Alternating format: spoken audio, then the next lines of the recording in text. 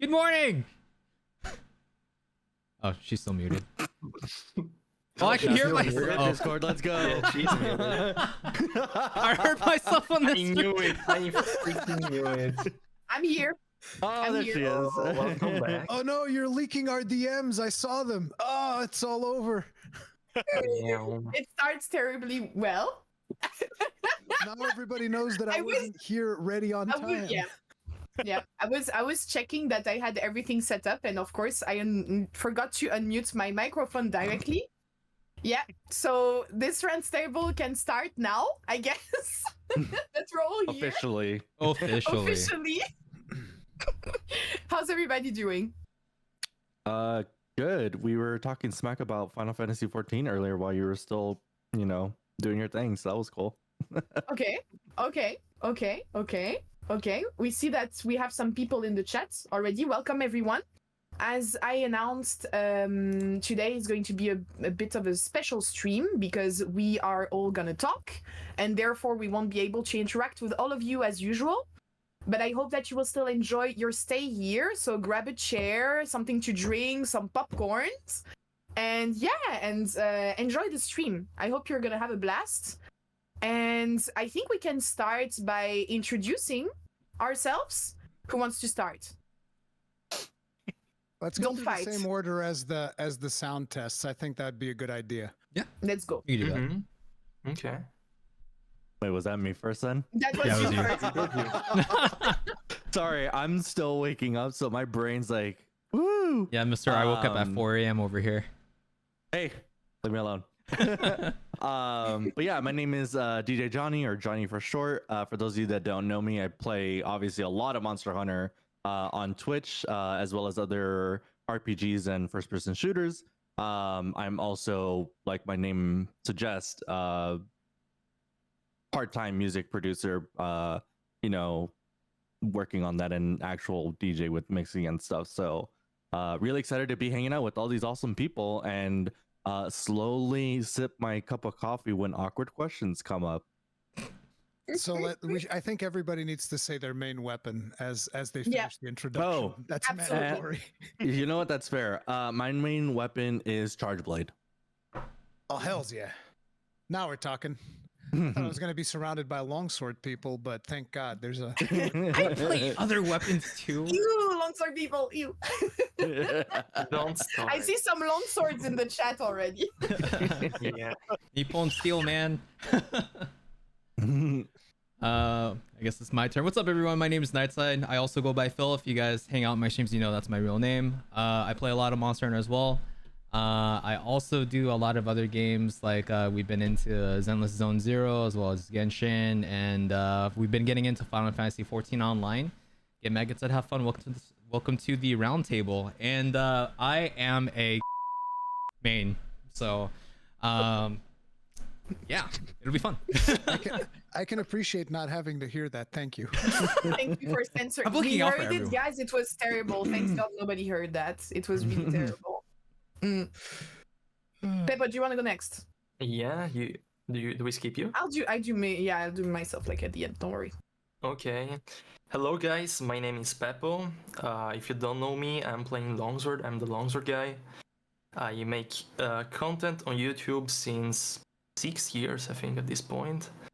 I mainly play only Monster Hunter. I focus at least, mainly on Monster Hunter, but I also play other games, like I played Wild Hearts. I played Dragon's Dogma recently, Dragon's Dogma 2.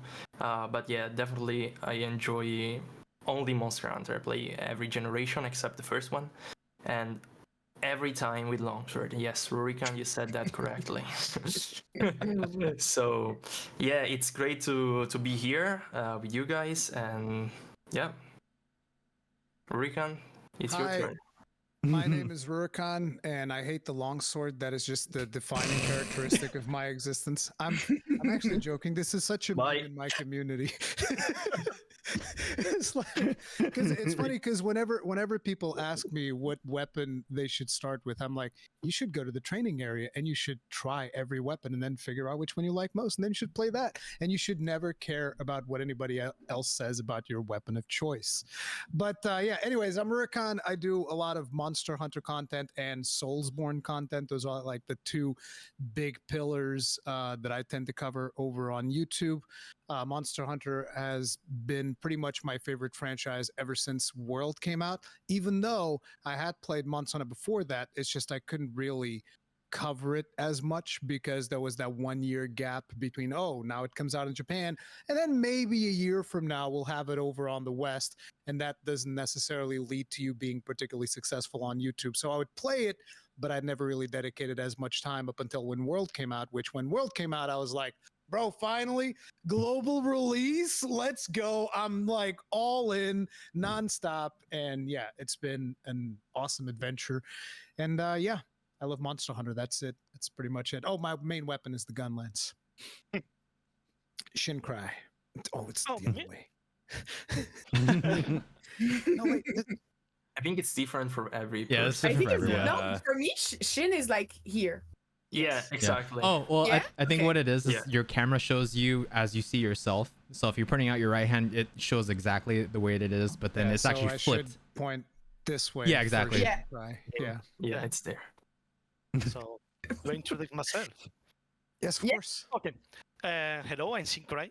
I have been in love with this series for 20 years, but I just started to get into the community recently and also making content. I'm both a bowgun and lance main, and my biggest personal achievement was doing a hitless challenge for Monster Hunter Rise. I'm really happy to be here. And that's it. Damn. And we're happy to Was have the- you as well. Impressive. Was the hitless achievement with Lance or? No, bowgun. Yeah, of course. It's always I was like, broken. does blocking count as a Yes, hit? Like, yes, it doesn't count as a hit. Yes, block him. all right. That's the issue. All right, then welcome everyone. My name is Nyx. For those who don't know me, I'm a Monster Hunter avid player since Monster Hunter 4 Ultimate. I stream, I do content creation, I speedrun as well. And my main weapons are bowguns. I'm a filthy ranged enjoyer. I like light bowgun and heavy bowgun, but I've been recently drawn into longsword. So you may have seen me play a lot of longsword recently, but don't think that I'm a longsword main. That's not true. She's lying. And One day. yeah, Listen to her What? when she says she's actually a longsword main. these Don't two worry, guys, guys. Soon. every time. Do you see? It's a cult. It's a cult. Longsword is a cult. Every time they're like, no, you'll join us. Join us. No, but longsword is cool. Let's be Become honest. part of Longsword is us. cool. Can I just like? I need you guys. EI scared. Spirit Slash. Yes. Helmbreaker. Exactly. Tripping your teammates. That's the best Your part. teammates. Tripping it is If the you best forgot part. flinch free, you will not be able to hunt, and I'm on the head. Oh man. Alright. LSMR. LSMR, the LSMR. Longsword. So, guys, today we're gathered here for a very cool reason. We all played Monster Hunter Wilds, I believe, and we're here to talk about it. So for the context and for the chat, we did all play Monster Hunter Wilds, but in different locations. So Shincry, Pepper, Rurikhan, and I had the chance to play it during Gamescom, which happened a little bit less than a month ago. And Johnny and Nightside, where was it exactly?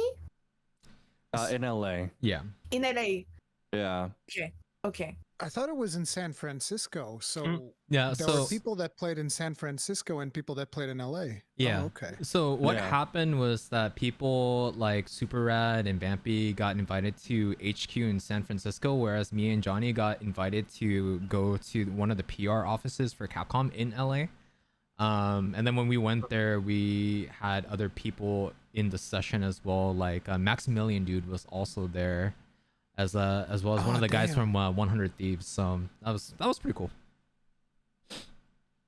VIP treatment.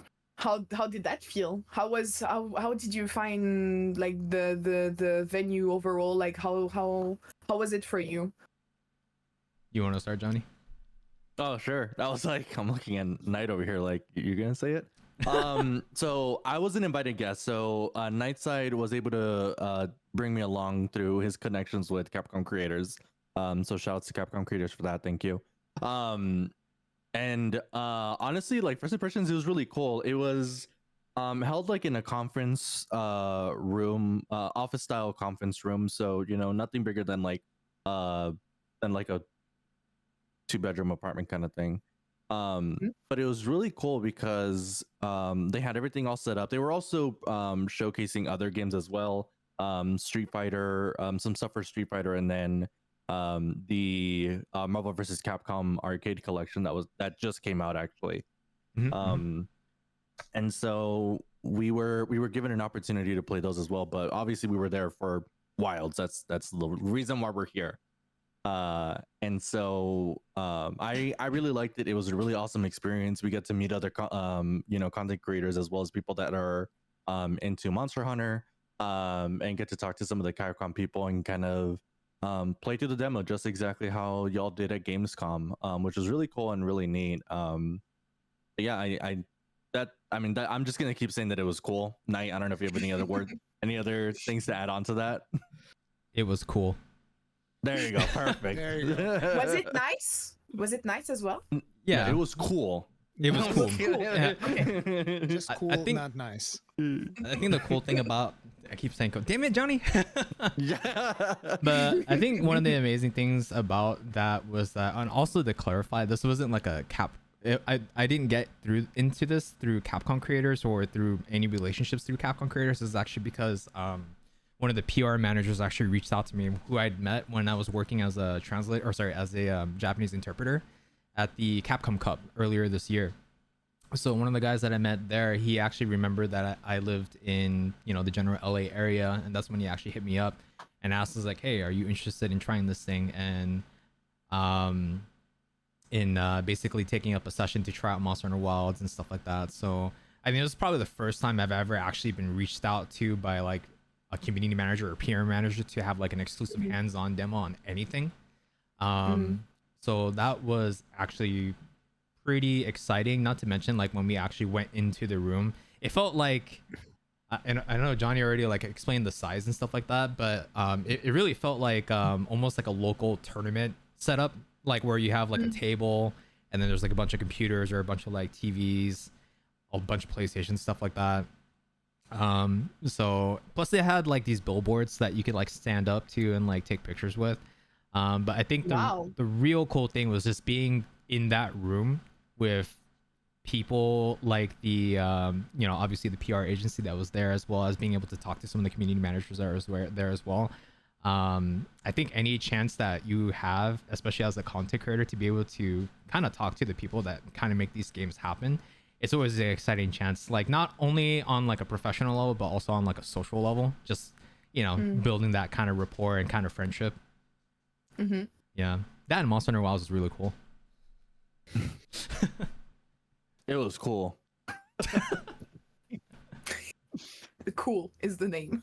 Yeah, no, that's gonna be the tagline for this one too. It was cool. It seemed amazing, and we also had it was also cool for us at Gamescom, guys. I think we all had a bit of trouble to reach the venue first, right? Oh. I don't know about you, Shin, but I mean, Peppo, Rurikan as well. Did like No, I my didn't train have- was? You didn't have any Oh, you issues? Nope. Oh, lucky you.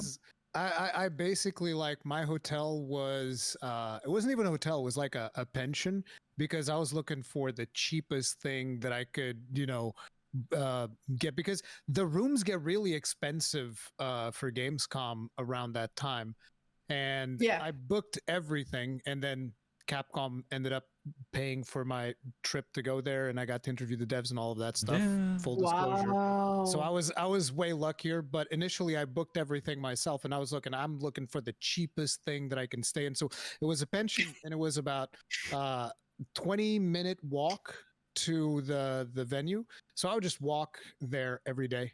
That was kind But you go to Cologne, you did not have any issues with the flights? Oh yeah, for the trains? my flight was delayed. Absolutely. Yeah. My flight was delayed, and it was That's absolutely what- miserable Oh, because man. I wanted to do the live stream for opening night live for Gamescom. And I was like, I had a 2-hour window to get from my plane to my hotel room to start the stream, and my plane was delayed by 3 hours. So Dang. yeah, people who watch that stream know that I convinced a friend of mine to stand in on my stream, so my friend was streaming for me on my channel. Really? Yeah. That's amazing. And then, That's I a homie showed right up. there. That is a It homie. showed up, like, I kid you not, the moment that the Jeff Keighley introduces Ryozo, that is when we were able to figure stuff out and put my face on the stream, and I took over the stream. It was literally as Ryozo goes on stage and we get the Perfect and I was like, timing. perfect timing. This is exactly what I Oh needed. yeah. All according to plan. Yeah, Yeah. but yeah, my plane was delayed as well. But apart from that, like getting to the venue afterwards was super easy because I went in before the venue was even open, one day before. So Oh, yeah, nice. so the next day Okay. it was super easy to just get in there, no issues. Mm. Yeah, it was a bit worse for me because I was supposed to take my flight in my city. Like the airport is around 40 minutes from where I live, but 1.5 hours before my flight, I got it canceled by an email, who said, "Well, your flight is canceled," and I was like, "Okay, and now what I'm supposed to do? How do I reach my destination?" And I was like panicking, and I was calling the support service, and they didn't explain, like they didn't give me any explanation. They just told me, well, you just go to the airport anyway, and they're And then gonna we're give gonna find it you out. yeah, and they're gonna give you a solution.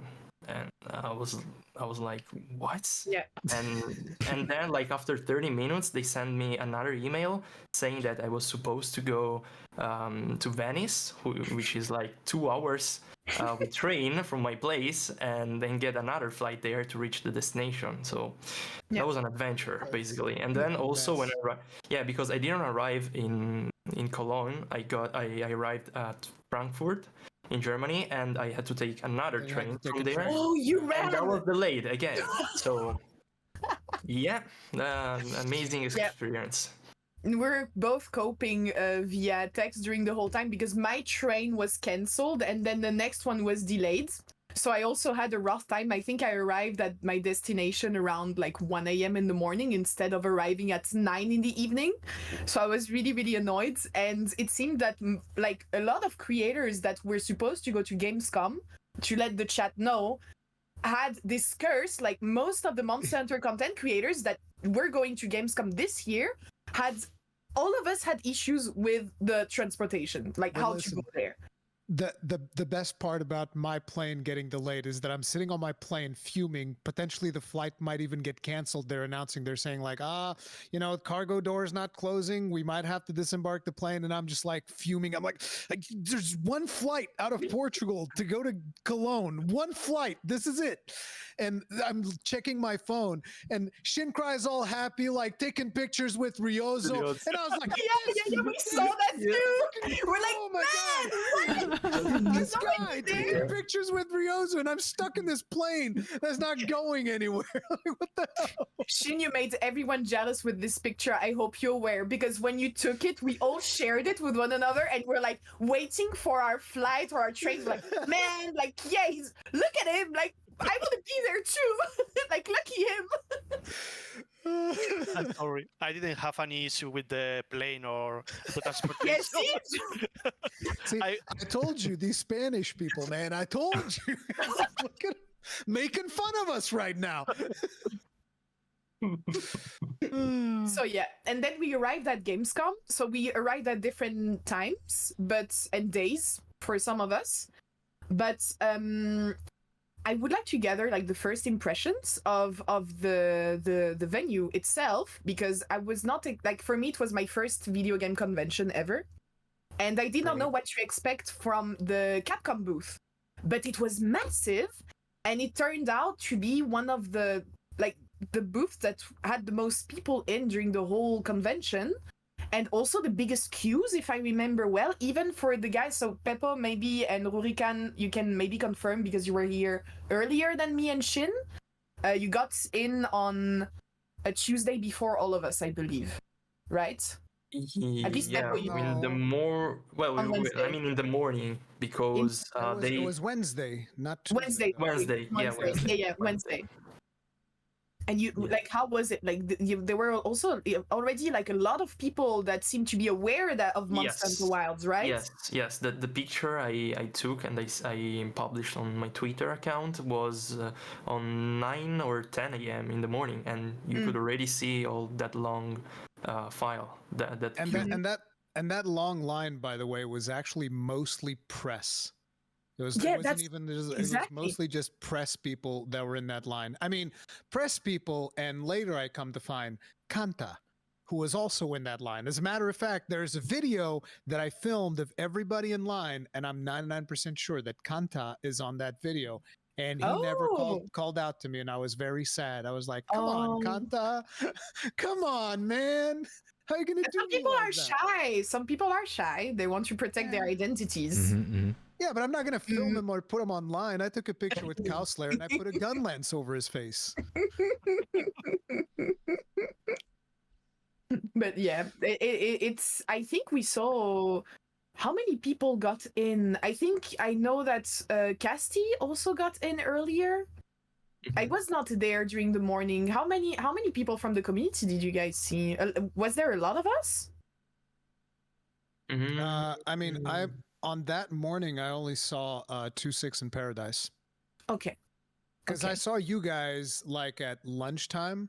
You guys didn't approach me because I was trying to film. I was trying to do some content around the thing. Yeah. And I never ended up doing anything. It was a complete waste of my time standing out with my arms stretched out like this.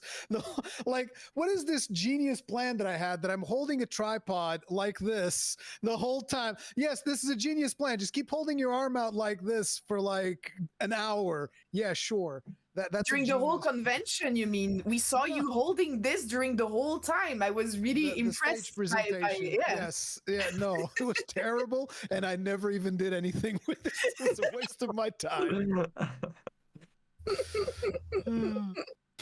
And after that, Shin and I got in, and the queue was even bigger. And why I'm asking about this is that I did not expect so many people, even if especially it was just press, to be so enthusiastic about Monster Hunter Wilds. I mean, from what I know, it has always been a very niche game, and all of a sudden, like since Monster Hunter World Iceborne, it feels like we're the cool kids now.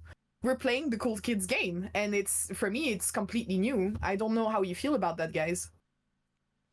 I mean, I was there during Monster Hunter World in 2017, and it was already very, very popular. Like, I had to harass Socks. That was the one time I used my streamer privilege. Hey, Socks, can I skip the queue, please? Like, there's too many people here. Just let me play. I just want to play the game.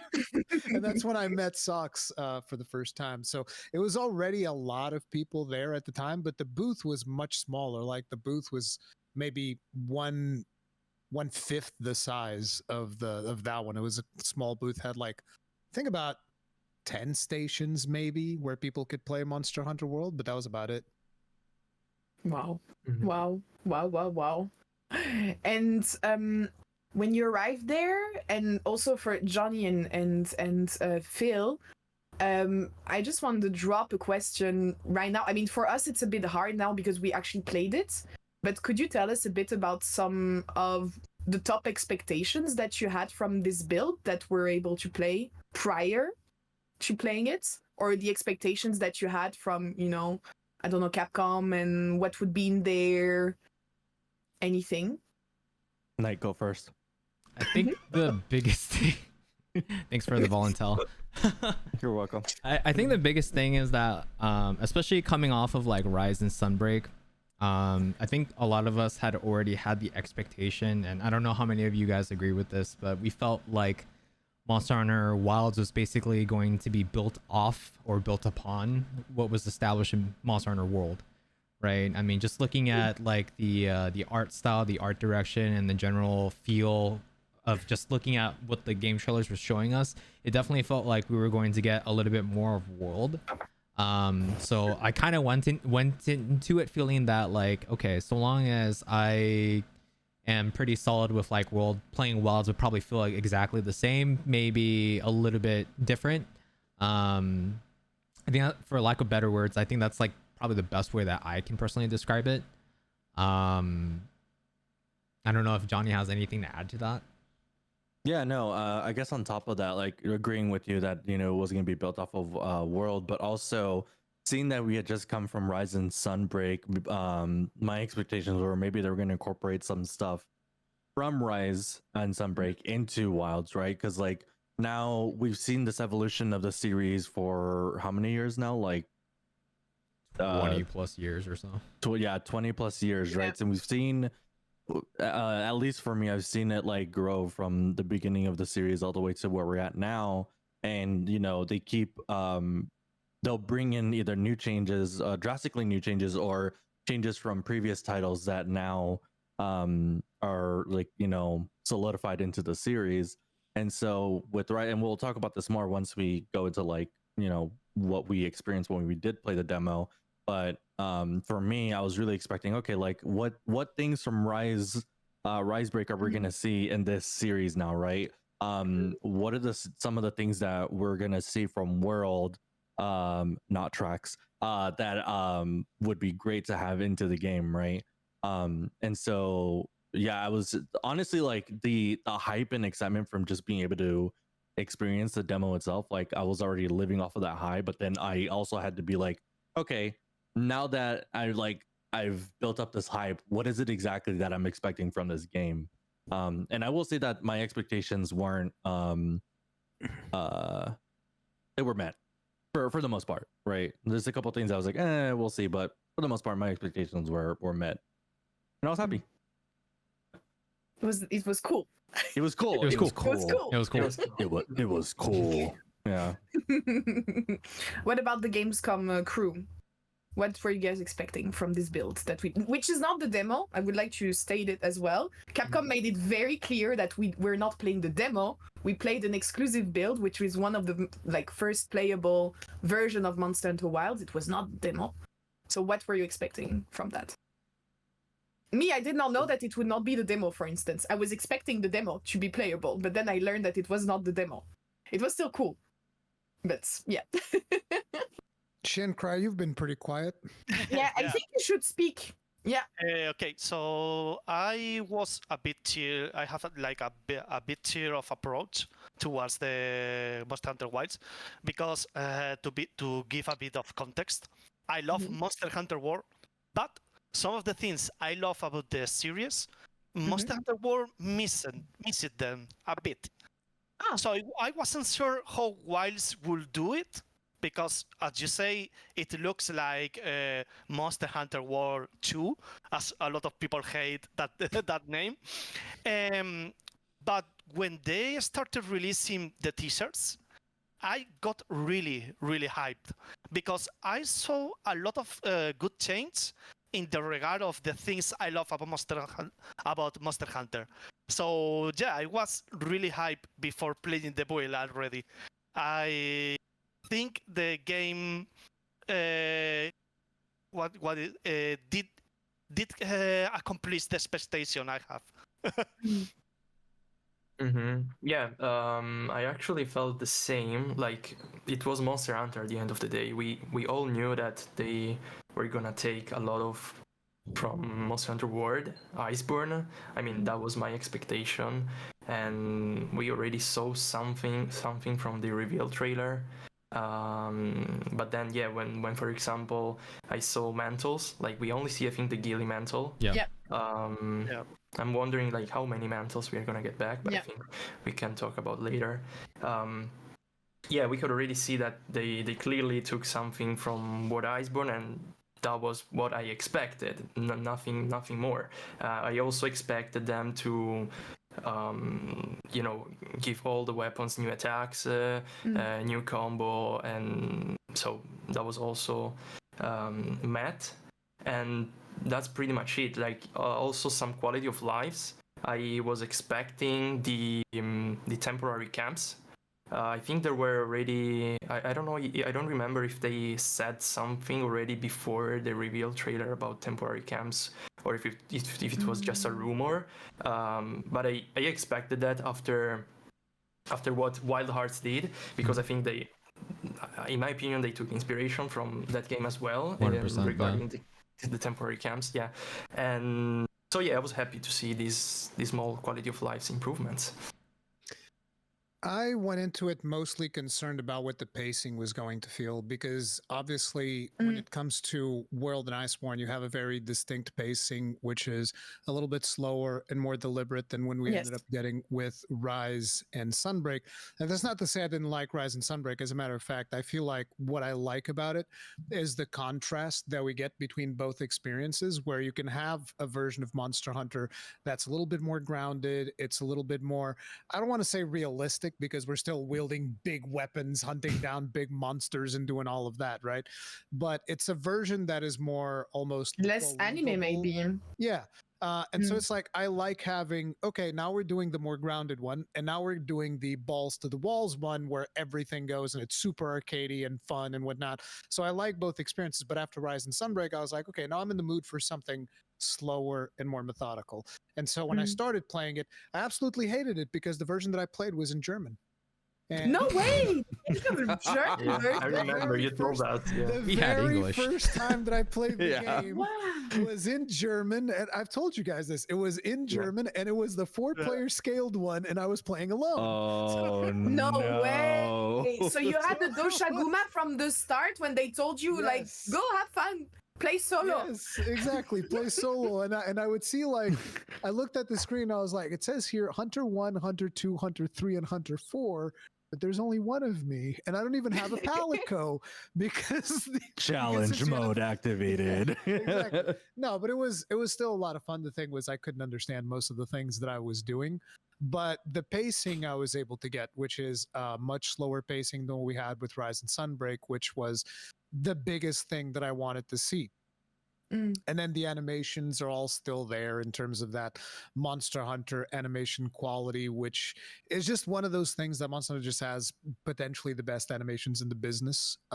So it was good to see that as well, still staying in there, seeing the monsters, the way that they move, all of that, and then trying to figure out how to actually use my gun lance and do any of the crazy new combos, and achieving absolutely nothing because everything was in German. And I even failed my first mount because something shows up. And, something shows up in the screen and says Frackensrokens, and I was like, bro, this, I don't know. Du what to bist tell you drauf. about any- yeah, something, triangle, circle, and R1, and I was like, what is any of these things doing? I don't understand. What does So- it mean? Yeah, so I was trying to finish the mount, and I couldn't even finish the mount because mounts work differently now, because you have to do like the focus strike finish and all of that stuff. So yeah, I fumbled around significantly the first couple of times, but then when I got to do my stream, it was very different, and I absolutely loved it. It was awesome. Yeah. Nice. Well, for me, I had like more grounded expectations in a way, like just practical expectations, more on how I will be able to play and how easy it will be or not, because I was a bit panicking. I thought that I would, when Peppo told me the size of the line of the queue, just to play the public solo build. Basically, he told me before I even got in it, there was Shin also with me, and he looked at us and he said, "I don't think you're gonna be able to play, Nix." And I was like, "What?" Like, imagine I have been waiting for like 2 hours just I was to pretty doors honest. open, I- and like listen, even before I was in, I thought that I would not be even to play the thing, right, Shin? We were desperate. I got really scared because Yeah, me too. I went to Gamescom just for that, so Yep. I have to ask you one thing though, because you guys played. but then you got to go on stage because you speak German and they allowed you to go on stage. And I need to ask you, what the hell happened up there? Because like me and Peppo were looking, and apparently it seemed like you beat Doshiguma so fast that the guy on stage was like, no. Yeah. Stop. You can't stop. That's too fast. Yeah. That was the impression. Yeah. I had a light bow gun. What did they expect? Like, I'm just gonna chill. I was actually super chilled. I was checking the ammos and stuff. No. So, how I got on stage. Checking the ammo and just like murdered Doshiguma in seconds. And like, whoa, you can't do that. No, what you did not hear. What you did not hear. On stage. It was there was like a girl that was presenting the animate like during the animation for the event, and everyone like the other people that were with me, I don't know what they were doing. I was just doing my own business, and I started shooting, and then the girl comes to me and says, "We see that Nyx is like really going hard on the head. Why are you doing that?" And I'm like, I'm just hunting. I don't know. Played Monster Hunter before. I know that's what to do. Why are you hitting the monster in the part that deals the most damage? Can you stop? Just literally like, she's not stopping shooting since the start. How come? How do you know that you have to do that? And I looked at her and I answered something in German like, "Oh, I don't know anything about the hit zones, but I just assumed that if I hit the head, it's gonna die pretty fast." And she was like, Weird. Okay. Weird how that works. Smart. Yeah, weird how that happens. No, but it was very funny. It was extremely funny. It was also very spontaneous because I was not supposed to be on stage. That's how I got this plushie, by the way. Oh, that's cool. Yeah, but just because I spoke German, I got to have one more. But I did not know prior to going. Like all I had in my head, like we just finished playing solo with Shin and Peppo. And then after that, I thought, okay, that's it. Like that's the only experience of Monster Hunter Wilds that I will have. And no, like then I got to test the multiplayer on stage, so I was super happy. It Nice. was super fun. It was super fun. But yeah, I was just amazed by the amount of people that were queuing, because you had people who were there with camping chairs. Yeah. They forecasted the size of the queue when they're not content creators. Maybe No, they were just started. veterans. They're like, veterans of Gamescom. you- That's what they're doing. it's insane. They have the 1,000-yard stare and their little It's camping insane. chair. Yeah. It was really crazy. I was like, how organized are you guys? And all I was doing is just standing there and complaining about my back pain because I had to queue for 3 hours. But you had people with straight up camping chairs in there. It was insane. Your back pain, Nix. I was carrying around that backpack the whole day. During that first day, one of my muscles, because I'm an old man, one of my muscles like locked in place. I don't know if you guys notice, every now and then I'm going like, it was like, in here, it was just like locked. It was not moving at all. I was like, oh, there's something wrong here. This doesn't feel right. I'm getting too old for this. There you go. No, don't say that. No.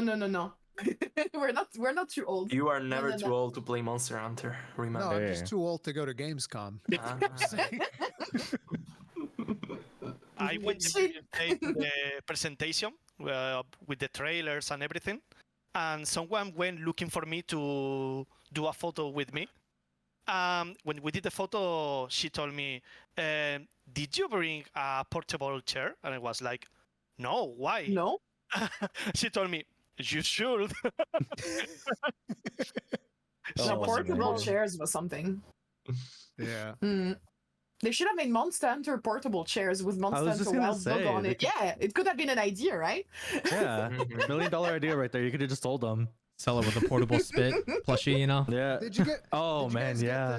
did you guys get to drink the iced tea stuff that apparently they Yeah. were giving away to people who were Yeah, at yeah. the last? Okay. Oh yeah. It was free. Mhm. Yeah, we had Yeah, free iced tea, guys. It was really But cool. I think you had to make it to the last 3 hours of line or whatever. At that point, Yeah. they would like kind of like give you drinks so that you could Mhm. withstand the rest of the wait. Oh Mhm. man.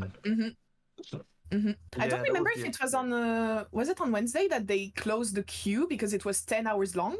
No, I think it was Oh, on no, that Thursday. was the second On day, right? Thursday, the second day. Yeah. Yeah, it was Yeah. Thursday. That Because it was insane. that was the point that I was like, well, I could abuse my streamer privileges to play a little bit more, but then I was like, but on the other side, there's people that are sitting here waiting for 10 hours, and me taking one turn might mean that somebody that's sitting here waiting for 10 hours doesn't get to play. So I'm not going to do that. Like, no. That's still that's so crazy though. The queue was 10 Yeah. hours. Wow. Oh yeah.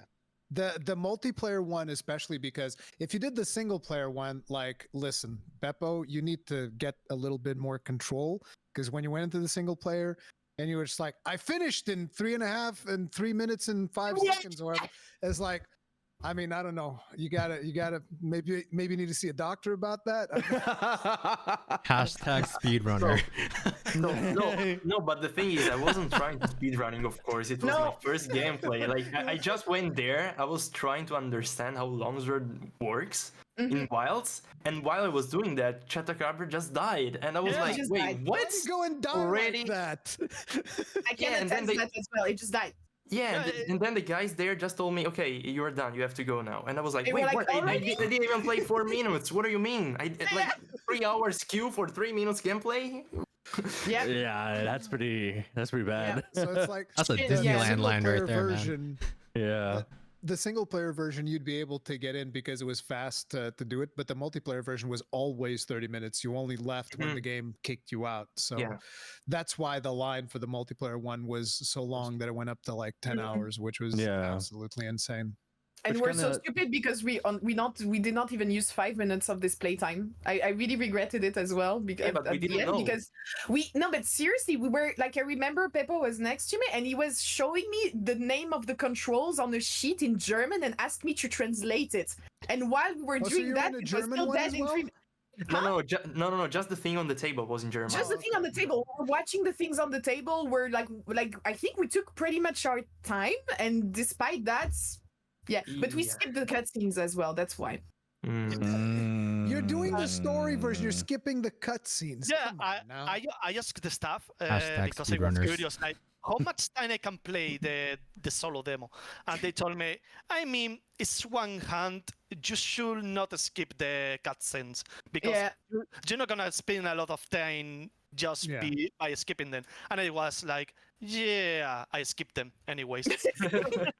So I tried to have as much time as I could by spending time around the tent, hitting the dummy and watching the hunter's See, note. that was smart. So- Yeah, that was mega smart. Yeah, but the problem is that I thought that we had a fixed amount of time, like Yeah. I don't know, like 30 minutes, and then you had to go. I didn't know that as soon as you finished the quest, you had to go. Yeah. At some point, the staff came over and say like, you should do the You quest. should start hunting. You Well, know, hey, Stop messing I around. see what you're doing there. so I tried again Chatacabra. I tried to hit the air so the staff didn't come to complain again. But Chatacabra always came to the hits and died by themselves. No way! What are you doing? Oh, I missed. Oh, my This weird. strat! I don't know how to So play this hard to hit game. with my lance. I Yeah. can't, guys. I'm sorry. Like, the shot the cobra in front of him, and he's like, I don't know what's happening. I can't hit him. Bruh. Imagine trying know your that you best did to this, miss the monster and the monster still dies so Also still fast. dies.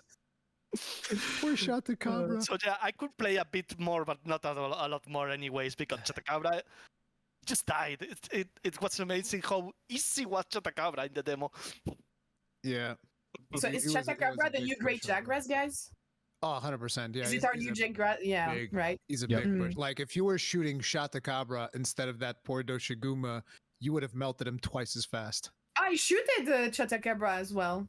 But I was still checking, like I was getting used to the controls and the hits and the ammos, so that's why it did not die as fast as the Doshaguma. The Doshaguma was already used to a bit of controls. And also I picked Longsword, which obviously does less damage, so I was taking things slow.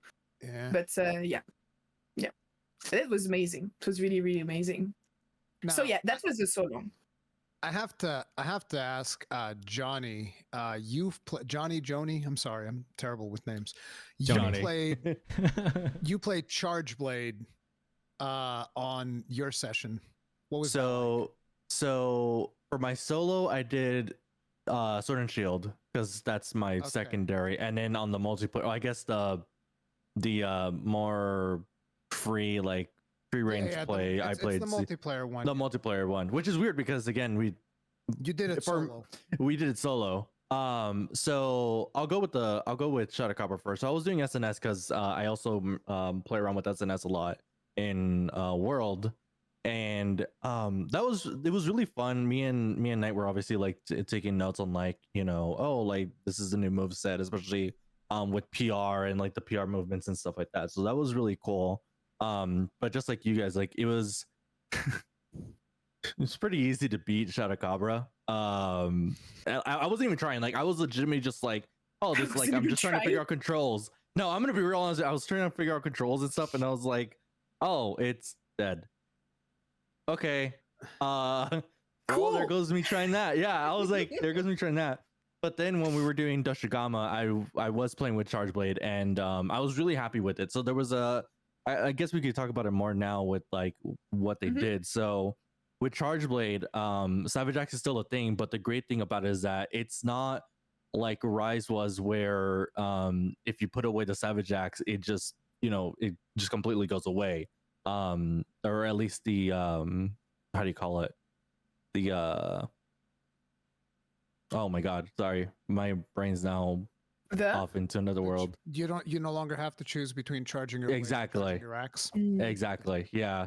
So that was a lot of, or that was really cool to see because it actually helped out with a lot of combos. But the thing with it is that with SAD, like setting up to do an SAD was a major change for me, because there's a move prior to that before you could do your SAD at the end, which was, it took some getting used to, obviously, because it was a new thing that they introduced, especially with the focus strikes and things like that. But overall, like I was really happy with what Charge Blade has to offer in Wilds, especially with the new parry system that we have going on with it now. As it being a shield weapon, it was almost like, it was essentially just guard point, but now it has a fancy term with it, which is like, you know, the parry system. And yeah, I was just really impressed with the weapon itself. I was impressed with like everything that I was able to play with. Like I said, Charge Blade. Go ahead. Did you overcharge the files? I didn't. Yeah, I know. That was like the one thing that I messed up on. I was just like, I should have checked if I could have done that. Yeah, because I was still trying to figure out how the Savage Axe mode worked in Wilds, and then I was also like, while doing that, I was like, okay, well, like, wait, now that I know about this, how does SAD work? And that's when we found out about the new SAD setup. So I was so focused on trying to do that and just trying to load my files right away that I didn't consider, I wonder what would happen if you just overload. Yeah, you know, the thing is, it's not something that's easy to consider because you're so used to how the Charge Blade works. The reason I even picked up on it was because the new moves, right? Sometimes you're spending like half of a file and stuff like that. So at one point I was like yellow mode and I had 2 files spent, but yellow mode fills up 3 files. So I fill it up and I was like, wait, one of the files looks different. What happened? So I get like 2 normal files and then a 3rd overloaded file. And I was like, what is this? And that's when I realized, oh, you can overload the files. This is crazy. Okay, that's actually really cool then, huh? Interesting. So that would go into, oh man, now I'm just thinking, now you have me thinking. Does that does that play into the SAED? That's why I wanted to ask you. I wanted to see if you had tested the overloaded files, because I didn't fully understand exactly how they worked, if they made the shield charge last longer or not, because it still consumes all of them if you shield charge with overloaded files. I do know that the files make more damage. I think they made about twice as much damage as regular files. Oh, with the overload. Okay. Yeah, if you're unloading overloaded files. And, which would make sense too. Yeah. Chris from Team Darkside was saying that like there's a way to do a full SAD with all of the files where you don't have to do like the thing that it's the amped and then the circular thing that it does and the SAD. There's a way of doing it off the bat, but I don't remember exactly how it was. Yeah. So that was the thing that I was trying to figure out too, because I was trying to circumvent I wanted to just go straight into SAD, but every time I was doing world tech, it would add in that extra move, and I was like, okay, well, Yeah. that's new. And so I was like, that's what I was telling Knight. I was just like, I don't think we could just go straight into SAD, but now that Chris has And there's confirmed that we can. Yeah, we tried it two ways I, too. I think it might be through guard points. Maybe it's like a counter. Okay. So you go guard point into boom at full. Okay. SAD. Oh, But I okay. think there's another thing because not every axe move spends files now, which is kind Yeah. of weird. You get to do file discharging moves that actually don't spend files, and I was just like, this is so weird. It's like- Okay, but I actually like that though, right? Because there were certain Yeah. moves, like whenever we were doing, especially just elemental discharges, there were some that you're just like, I don't want to spend like a file on this. Like this is just like not worth it for me. Or especially when you're doing Savage Axe mode and you're just swinging, the charge blade around. yeah. There were times it was just like, oh, I didn't want to use that file, so now I'm like down one file, and now I'm down some damage on that. So, interesting. That's something Man, to test out at can't wait to play TwitchCon. Roman. Yeah, that's what I was gonna say. So we're actually for those of you that know that with TwitchCon that we're gonna have a chance to play the Yeah, I think you guys Demo even slash get to build stream again. it from there. I think. Right? What? Wait, you have how? What? you can play Monster Hunter Wilds at TwitchCon? Mm-hmm. yes. Yes. So they're Yeah. bringing it there. Yeah. What? Some people are signing up for like streaming Some people sessions get and to stuff. live stream it. from That's there. so cool. Yeah. So you're gonna play it 2 times. Yeah. You're gonna be less Damn. depressed than us before the demo releases. Congratulations, guys! Let's Yeah, go. so it's something that it was funny because me and Knight were talking about that on the ride home too after the demo, the show, and we're like, hey, we get to play this again in like 3 weeks or so, and we're like, Oh, that's so nice. I am Cool. very jelly. I'm very jelly too. I think Yeah. we're all Come to jealous. San Diego, Yeah. guys. We're waiting for you. I was gonna say. Yeah. Do you pay the flights? I go if you pay the flight. I'll pay for your food when you're there. That's Can I sleep at your house? I'll pay for the Yeah. flights. Oh well, there you go. Perfect. Yeah, I do Oh, have the yeah. extra bedroom right here. But I think that's like one of the things now, right? Like going into TwitchCon, now that I've already played the demo before, now I know what to look for. Now I can look for Mhm. the overloading and the circumventing the like kind of going straight into SAD, things like that. And then it's gonna be really interesting to check that out because like it was what I was telling Knight, like you're so excited and so hyped to be able to play the game that as a content creator you kind of forget that like your fan Yes. mode kicks in. Yeah. Thank and you for saying Yep, this. yep, yep, yep, yep. Yes, Yeah. yes. Because like Yes. content creator mode turns off, fan mode turns on, and then you're just like, oh my god, I played the demo. Yeah. And the, And so and the funny thing was, like, I would play the thing in my live stream session, and I was Mhm. like, oh, I want to do the new move, which is called the Wormstake Full Blast, which is where he goes like, "Drrrrah," and then Yeah. and that's a whole new move, and I was Mhm. like, I don't know how to do this. I don't know how to pull this move off, and then like.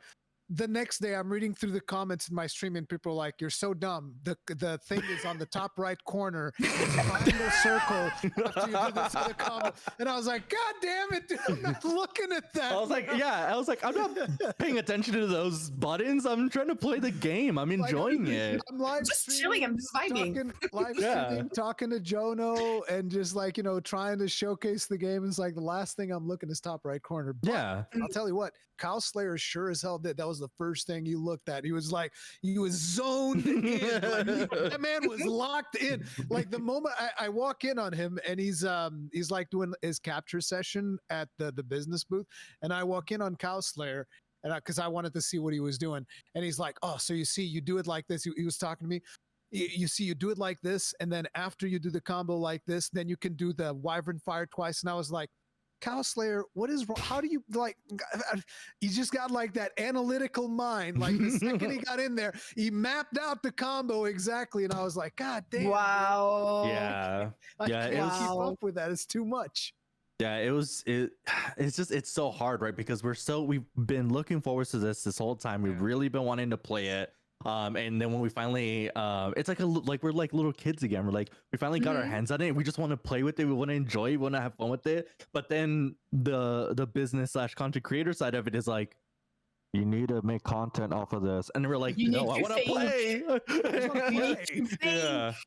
How Yeah, many but, of us were playing past past editions of the game, because like for me, not only I did not have the content creator brain, but when I was playing Longsword, it was completely madness because I just forgot I was playing Wilds and I was thinking that I was playing Iceborne, and it's led up to me missing, like, I don't know, probably half of the new movesets.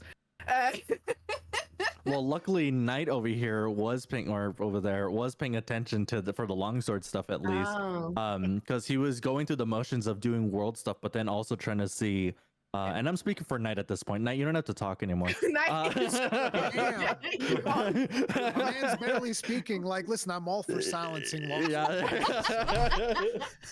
But yeah, Knight, if you, I guess, go over more of like what your thought process was on that, because you were more on the analytical side as well as trying to, you know, figure out the weapon again, right? Yeah. So let's talk about longsword. One thing that you guys might need to know is that when we went to our session, we had an hour and 15, an hour and 30 minutes total of time to just spend on like the session. So me and Johnny split that down the middle. I let him go first. So when he was doing the tutorial stuff, right, that's where I spent most of my time fanboying, right? Even just watching someone else play the game, being able to actually see like actual gameplay of a game that we've been looking forward to for so damn long, I was like, I'm getting out all of my hype right now, right?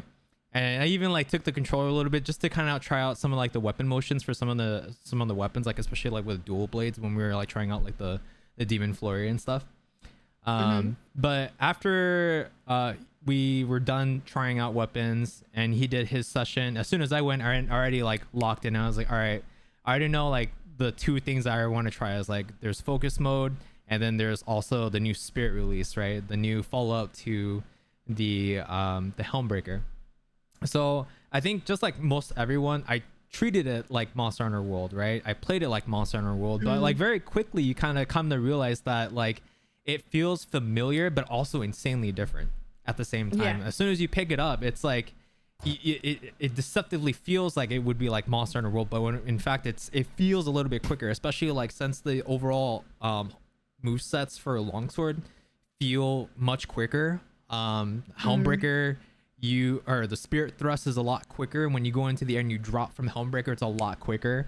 Overall, it felt like Longsword felt a lot more responsive, but I pretty much took the time on Doshiguma to like try out everything. So just seeing how like the lateral movement would work with like you know, any of your normals, the spirit combo, and I basically kind of had like a flow chart in my head of things that I wanted to try.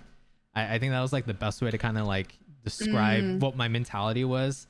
And I think leading up to when we actually got to our session, I had been planning, or at least thinking over in my head, like that flow chart of like things I want to try, things that I wanted to do.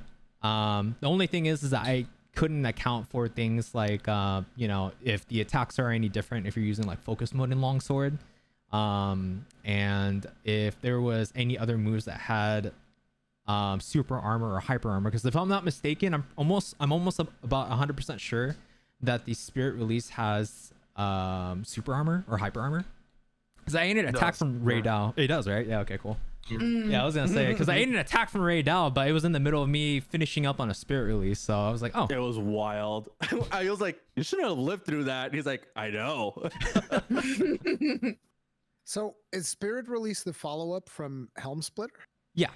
Yeah, so you do like a flurry of slashes, and then it goes into a sheathing animation, and during that time, a bunch of attacks are just flying out on the screen.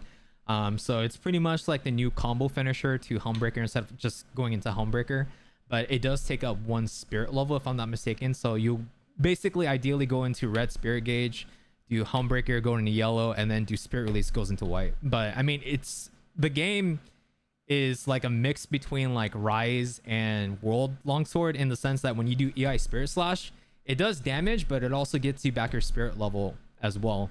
Plus, there's no penalty for whiffing the EI Spirit Slash now, so people that found it very difficult to pull off or execute in World Iceborne will probably be a little happier. Other people might not be so happy about it, because it does add to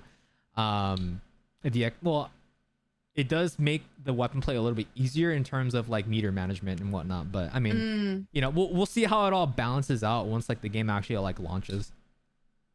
Yeah, I felt like Yai Spirit Slash, Yai Slash, Special Shift, and also Force Slash were much more similar to Rise compared to Ward. But on the other side, like the Spirit combo and all the normal attacks, the Overhead Slash, the Trust, and the Pace was more similar to Ward, I guess. The only thing that I wanted to try more was like discovering new shortcuts, because they made there are actually new cancels that you can do that I was not aware of when I was recording, and yeah, that's a shame. And so I would pay a lot of money to being able to play again Wilds and test even farther, to be honest. So I am curious. Do you guys feel like you're gonna still need speed sheathing? Quick sheet? Quick Yeah, sheet, quick you sheet. mean? Whatever. Oh, quick sheet. I was like, The one wait, where you what? sheet faster. No, I was just asking because sometimes I mean, you know, English is not my. I don't think like we're a few people here that don't have English as their mother tongues, and I just wanted to make sure that I understood the right skill. That's all. I mean, I'm English speaking. I still didn't know what that meant. I was like, No. is there a thing that I just didn't know about? I thought he said cheating. I was like, man, he thinking, I really was like, hates us what is this longsword skill? games, man. I was thinking like speed sharpening, speed sheathing. Yeah. Yeah. It was on the every weapon had that skill in the build that we played, except for the bowguns. That's why I was like speed was in my head. But yeah, the faster sheathing skill basically. Yeah, so the sheathing animation for Special Sheath is the same as Iceborne and Rise Sunbreak without the quick sheath skill is absolutely the same. I think they are not gonna make it as fast as Rise Sunbreak. That's my prediction. Yeah. I'm expecting them to make it faster than Iceborne, but not as fast as Rise Sunbreak, because otherwise the gameplay would be too fast in my opinion, and I don't think they want that. All right, I'm gonna stir the pot here a little bit because I know this has been coming up in conversations before, especially with longsword people. But with the introduction I like what you said, longsword people. Yeah. Yeah. People, dude. It's like with Helmbreaker and the ability to essentially just cancel it out when you notice that you're gonna miss it. Do you feel that that's a good thing? That's a bad thing? Do you feel like people should be punished for that, or you feel like thank God we finally have a way to cancel out of that animation, knowing that's gonna whiff? Like, what are your thoughts on this? I think that's so cool. Okay. I think that was Yeah, I mean, needed. yeah. No, but seriously, because it's as someone who picked up the weapon recently, I don't know how valid my opinion will be here, but I noticed that for, you know, stuff in Monster Hunter World Iceborne, we had some moments during the hunts that were extremely frustrating and kind of unfair, such as if the monster is claggering or flinching and you launch your Helmbreaker during an opening and, well, sykes, it's just not gonna land because the monster decided to do something else that was not in the script. Or let's take also Fatalis that can just decide to do random, you know, pinning attacks when you're also in an opening for a Helmbreaker, and then you just get punished unfairly. I think it's a great thing to have, knowing that they want to make the monsters more like I believe they said that they wanted the monsters to move even more in unpredictable ways. So I think it does have a certain logic to make the longsword users comfortable with the way they play without having to suffer too much from RNG and just ending up in this frustration that I think every longsword player felt when their Helmbreaker does not land. Because, I mean, let's be honest, it does tear our souls apart whenever it happens. Not Ruri counts, apparently. What? I can just hear Rui just being like, freaking losers. Listen, I remember when I played longsword in Rise a little bit to get a feel for it, and I was like, yeah, Helmbreaker feels fine. And I remember that every longsword man was like, wow, my Helmbreaker doesn't have enough reach. Wow, why doesn't there reach? And it's then terrible. they patched it to What? the point where you could Helmbreaker from across the map. And I was like, bro, what? So the problem with Helmbreaker has always been his weird hitbox. Yeah. Okay, like from the very beginning. It is a weird hitbox. I never I'm playing Longsword since 6 years. I mean the 5th generation Longsword, and I still don't understand how the hitbox really works. Okay, Yeah. because it's so weird. Like sometimes you get hits on the other side of the monster. I don't know, like you're on the face and you get the chest, hitting the back, wings or and the chest.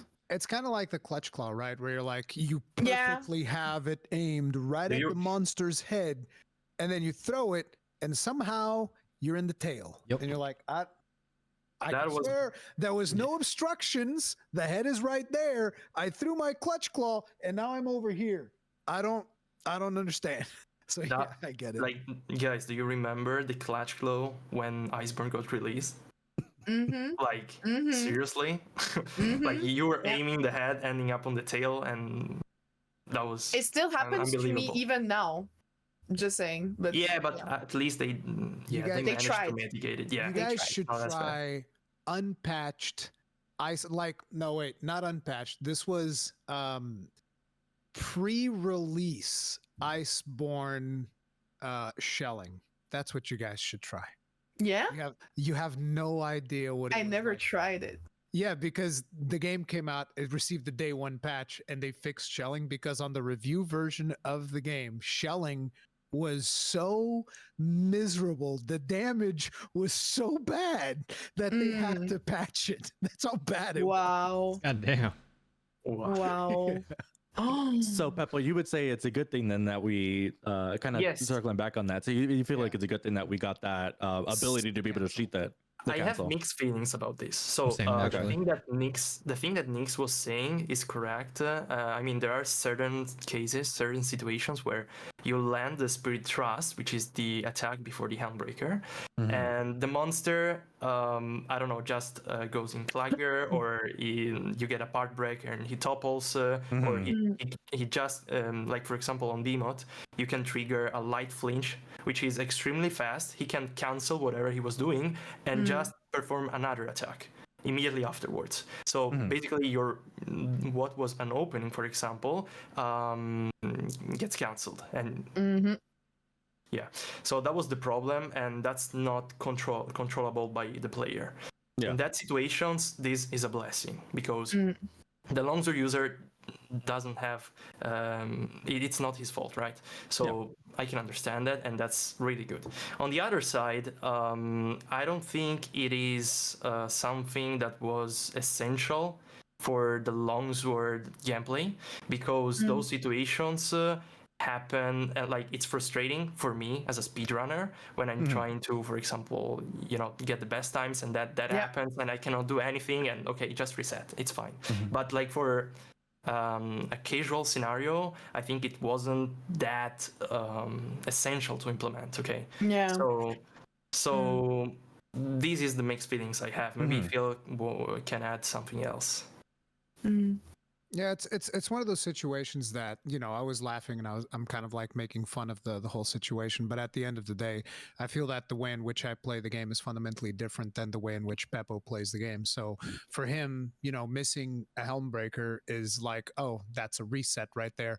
For me, missing a Wyvern Fire just means, oh well, I have to wait another minute and a half before I can do it again. So it's kind of like it doesn't make a difference. Absolutely. And then, Knight, did you have anything else to add to that, or? Yeah, so I'm actually in the same boat as Peppo. It's very much 50-50. Like, I'm happy that this is a thing that we can do now, because just to kind of add to what he was saying, is like, especially in like a speedrun environment, because I dabbled a little bit in speedrunning myself. But the thing is that like, one thing to kind of keep in mind is like, when you're doing the Helmbreaker, right, and you completely whiff, that's about like almost 2 or 3 seconds or so that you're just kind of stuck, in addition to losing meter. So that's a lot more time that you have to spend to get into optimal damage range again, because you want to be ideally in red spirit level, right? So saving those 2 or 3 seconds and just like going right into it can save a lot of speed runs, from what I can assume. Obviously the idea is that you don't whiff in general, but then at least you can still kind of bring it back. The other thing is that with the changes to spirit level in this game, I think it's going to be a huge blessing because contrary to Rise and World, if I'm not mistaken, you could refresh your spirit level while you're in red and just max out back to red again. Whereas in this game, if I'm not mistaken, I'm pretty sure red just continues to deteriorate regardless of whether or not you land another spirit round slash. So Kind But of. Yeah, there are like you have like a whole new moveset though, right? When you're in red mode. yeah. Yes, but yeah, I want to add something. It's true that you cannot refresh completely the red gauge, but there are some attacks that can fill part of it a limited number of times. Okay. So I don't know yet how many times you can do that, but there are certain attacks that will refill the spirit red gauge for, I don't know, 3-4 times. We need to find it out. At TwitchCon.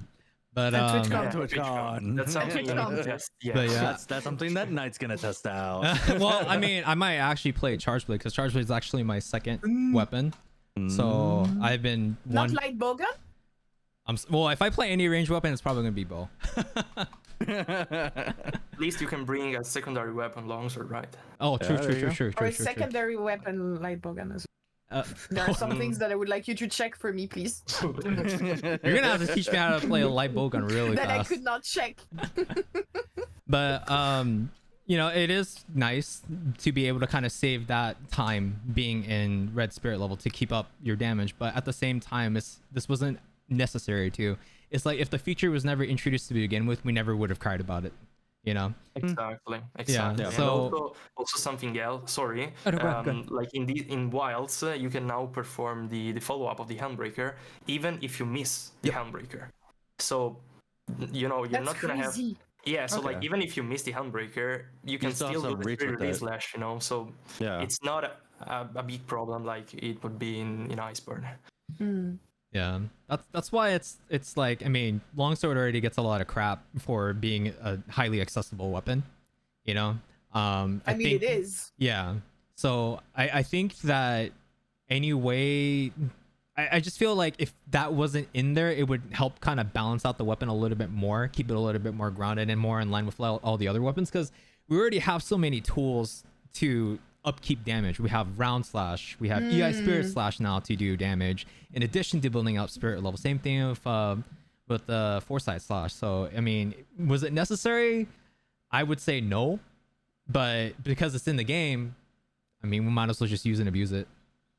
But I have jumping on what you just said. We all have to take into account that we have been playing this game for a long time now. So for us, no, it's not necessary because it does not. I mean, we don't need it, and we don't need quality of life things anymore. I mean, we know how to play the game. I think it was pretty clear that Capcom with Monster Hunter Wilds was trying to make the franchise even more accessible than it was before to new players, because I cannot imagine how it is for someone who does not know anything about Monster Hunter to pick up Monster Hunter with Monster Hunter Wilds.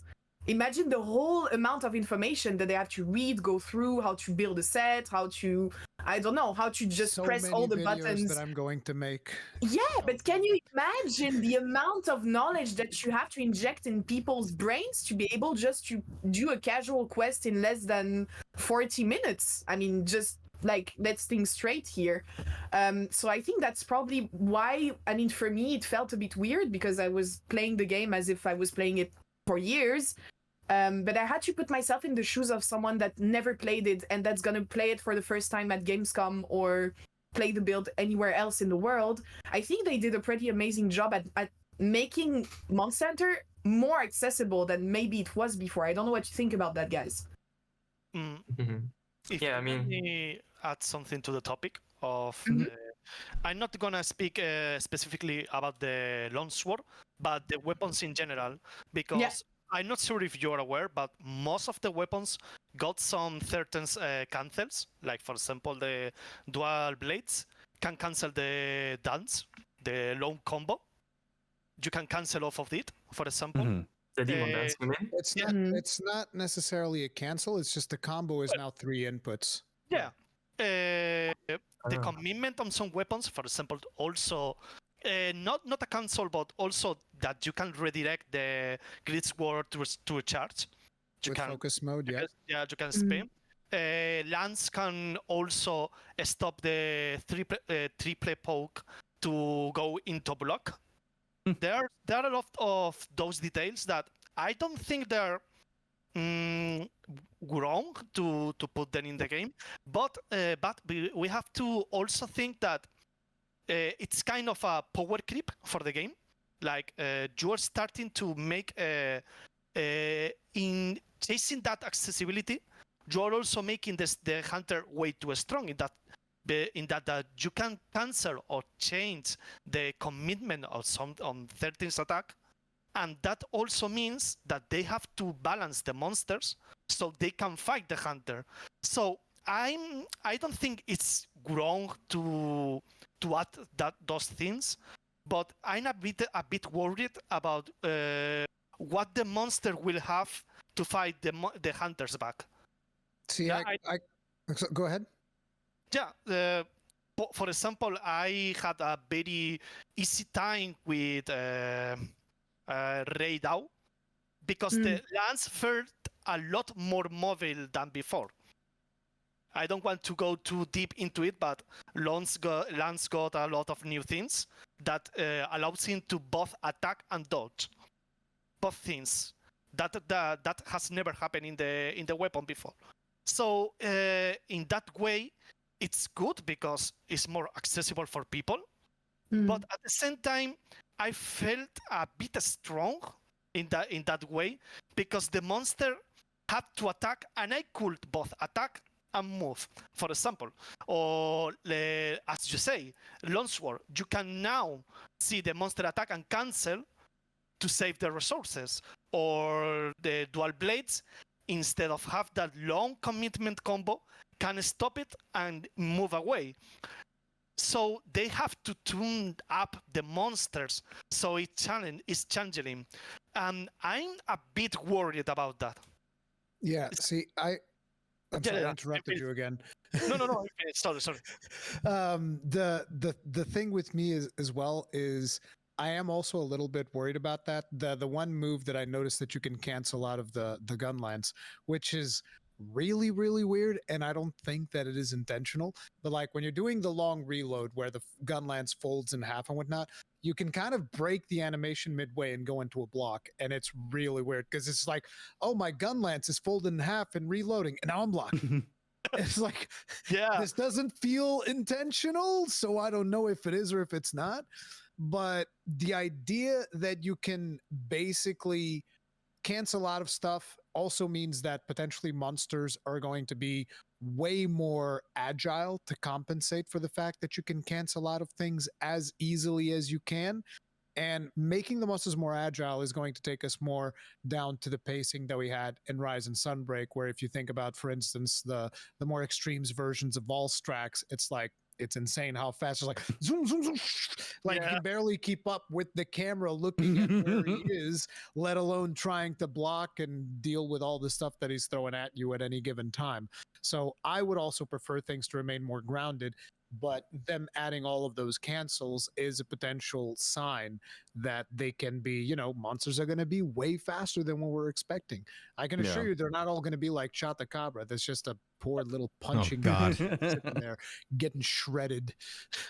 And I think that's a thing too, right? Because like we have Chatacabra that's like a little bit of a slower monster, and that's like we all pummeled it. Like it's essentially our punching bag. I'm assuming with like everybody else, we want to set the expectation that like not all monsters are going to be like Chatacabra. Like we're not going to have a lot of slow monsters. We're going to have, like you mentioned, fast moving monsters that accommodate the new skills that we've been giving with each weapon and the differences and the new mechanics that were being granted in the game now. Granted, this is still the early build version of the game. Like there's obviously going to be changes along the way. They might change up a couple of things, like the gun lance cancels that you were talking about. Like that might have been unintentional and they're going to take that out. Like who knows? I'm actually kind of curious. So when you're doing that cancel, did it still reload the gun lance or did it just... Okay, that's actually wild. Yeah, so that doesn't. Like, it's really the thing is, it's not like reloading your gun lance, even with the long reload. It's not like it's a massive animation. Yeah, you were able to cancel out like almost half of that animation by just like spamming That's the wild. block button, and it goes like, now it's folded and I'm blocking and I'm fully reloaded. So Okay, yeah, felt that a doesn't little bit seem weird. Yeah. intentional. Yeah, that's what I was saying. It doesn't Oh, feel damn. intentional. Whereas I was wondering, and today I spoke with Paradise and 2-6 actually, and I was asking them about this longsword cancel because I didn't play the longsword, so I don't know exactly how it works. And I was wondering how they felt, if it was intentional or not. And it's like, no, there's actually a prompt to Mhm. sheath your weapon. I was like, Yep. that's 1,000,000% intentional. There's even a prompt for you to sheath Yeah. your weapon. So yeah, it makes Yeah. sense. Yeah. So that cancel is definitely intentional. So Yeah. it's just a matter of seeing how they're going to balance that out, if there's going to be any implications in terms of damage and all of that stuff, and how it's going to pan out in the long term. Or maybe it's even a test, because even though it's intentional for that build, it might be something that they think about it and later and they go like, actually, that was maybe a bit much, but we don't know at this point. No, Actually, yeah, exactly. Like, oh, go ahead. I was gonna say, that actually makes me curious because like there are a lot of things that aren't like specifically stated in Monster Hunter that but are like extremely nuanced. So like for example, like in World Iceborne and even in Rise Sunbreak, when you're playing Charge Blade, if you're just like running right and the monster is about to hit you, you literally just tap your shield button from just sheath, and then in that instance you can guard point, right? But I don't think that's ever like specifically stated in the game, so it makes me wonder if that might have been a deliberate deliberate change to the gun lance. It might have been, because they've also added a bunch of guard points to stuff. Like if you guys have seen the combo that I was talking about, the Wyvern Stake Full Blast, that has guard points built into it, whereas we didn't have those before. So quick reloads now have guard points, which is such a... We've been asking for that for so long. It's like, oh my God, quick reloads with guard points. Oh, I can't believe it. So, and not only it's a guard point, it can also do the perfect parry thing. Oh, okay. So just midway through your combo of doing like the Wyvern Stake Full Blast, you can block stuff, which felt very, very good. So yeah. Recon speedruns when?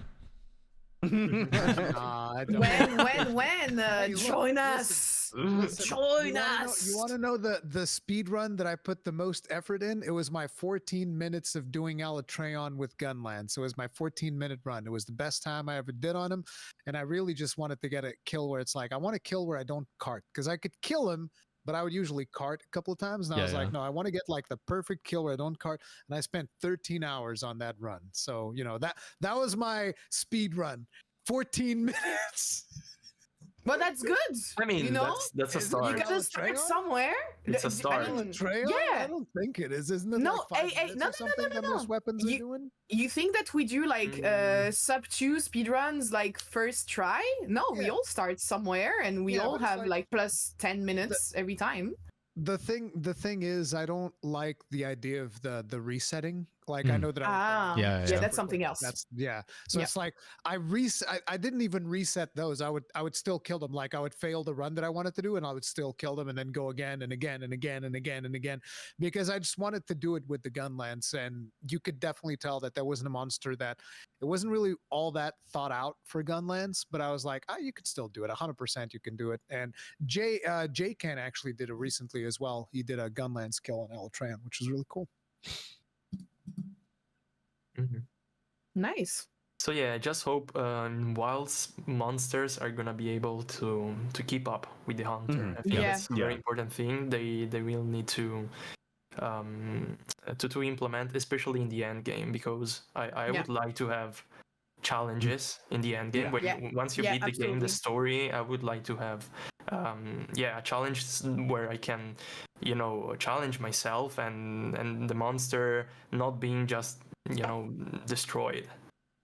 So that's something I really hope. Like maybe they can make afflicted or like tempered monsters, which are gonna be much more responsive. Maybe they can have different attacks combo. So the difficulty will be higher. I made a poll recently because I was trying to figure out the concerns that everybody had, and difficulty is like number 2 and it's only surpassed by performance because people are still reeling from Dragon's Dogma 2, and they looked at the demo and it's like, I don't think that the build that we played is a good place to start looking at performance because No. it's Yeah. a super early build, very Yeah. unstable. We saw it crash on stage, which, by the way, shout out to the development team for just being like, yep, we're gonna play this live on the stage, an actual playthrough. It's not scripted. Things are gonna go crazy. Ryozo's gonna go fishing at some point. Like, shout out to the devs for that. But yeah, that build is not, which is why that build is not a demo, because obviously it's Exactly. nearly Exactly. ready for public consumption.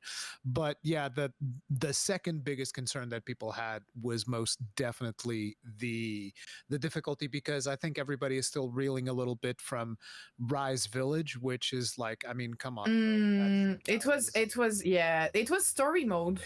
Yeah, it was story mode, but It was I story feel mode. like My Little Baby's should Monster still- Hunter. you should still have to be challenged, because like, look, the Yeah. reason I stuck with Monster Hunter wasn't because like I went into a Monster Hunter game and I was just able to destroy everything. It was specifically because when I would get into those hunts, the very first time that you're actually hunting on like an old school Monster Hunter, you're scared of the monster. It's not a Mhm. joke. Like, you're going, Yeah. again, I'm not talking about experienced hunters. Experienced hunters will go in there and it's like, oh, I don't care. It's whatever. It's super easy to kill. What, a Rathian? I don't care.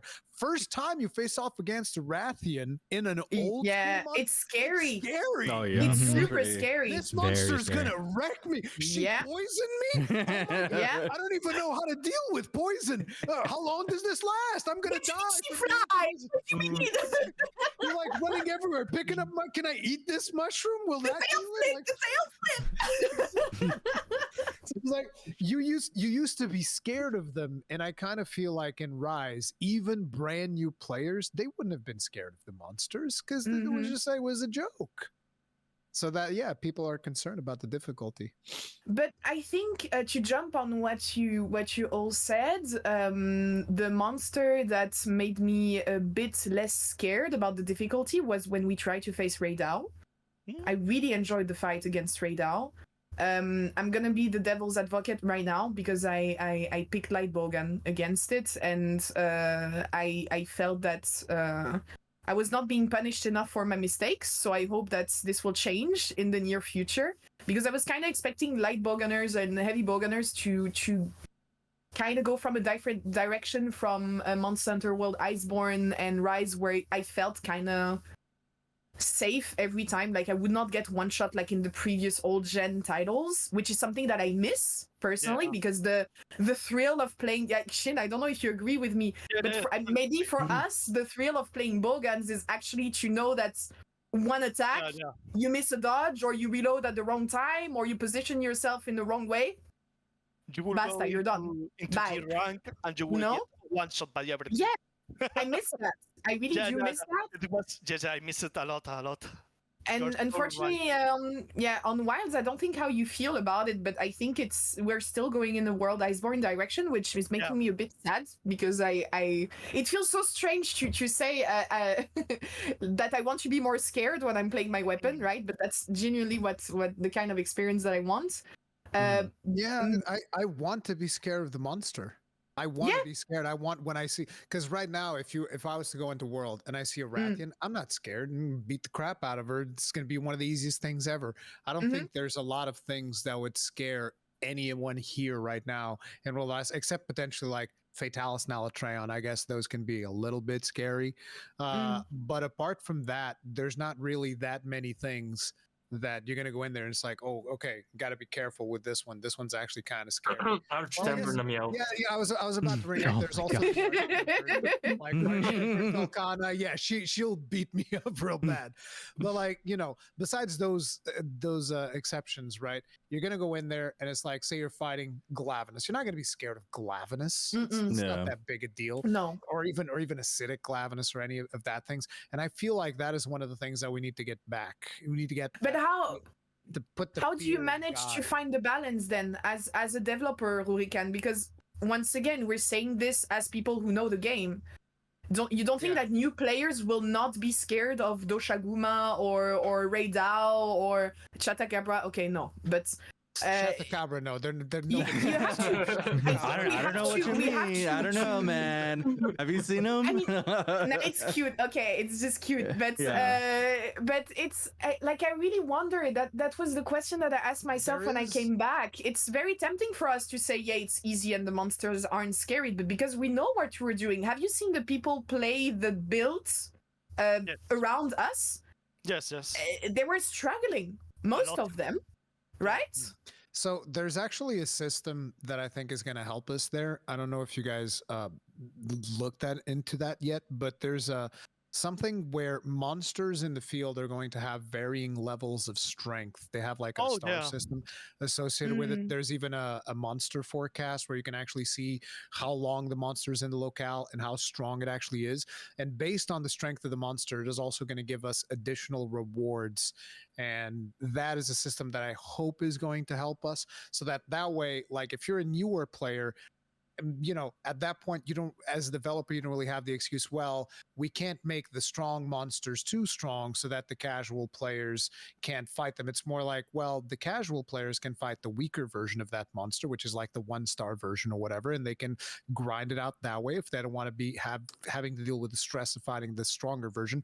But I hope that when it comes to the stronger versions, they will make us fear those versions again. Like, you know, I would wish that, let's say, even in the early monsters, because I know that a lot of people are going to disagree with me, but like, let's say you're fighting a Doshiguma. If it's a 3-star Doshiguma, I want that Doshiguma to beat me the hell up. I want every time that he touches me, I want to feel it, right? I want to like, oh crap, he friggin' hit me with that swipe. That thing friggin' hurts. Like, you know, I want that Doshiguma to hit like, you know, those Apex or Zeros and Hazard quests that we got at the tail end of Rise. That's what I want to feel, right? The Doshiguma to hit like that Azuros that would stun you in one hit, then slap you, send you flying. That's what I want for those monsters. But again, this would be like the level 3-star monsters, which, you know, if you're a casual, if you're somebody who's starting out, you can avoid those and you can go hunt the easier versions of them so that you don't have to stress out about it. So I do want to go off of that actually, because that's a system that I recognized right away, and I think I told Knight about this, but that's a system that's implemented in M8 Monster Hunter now, the Yeah. mobile game.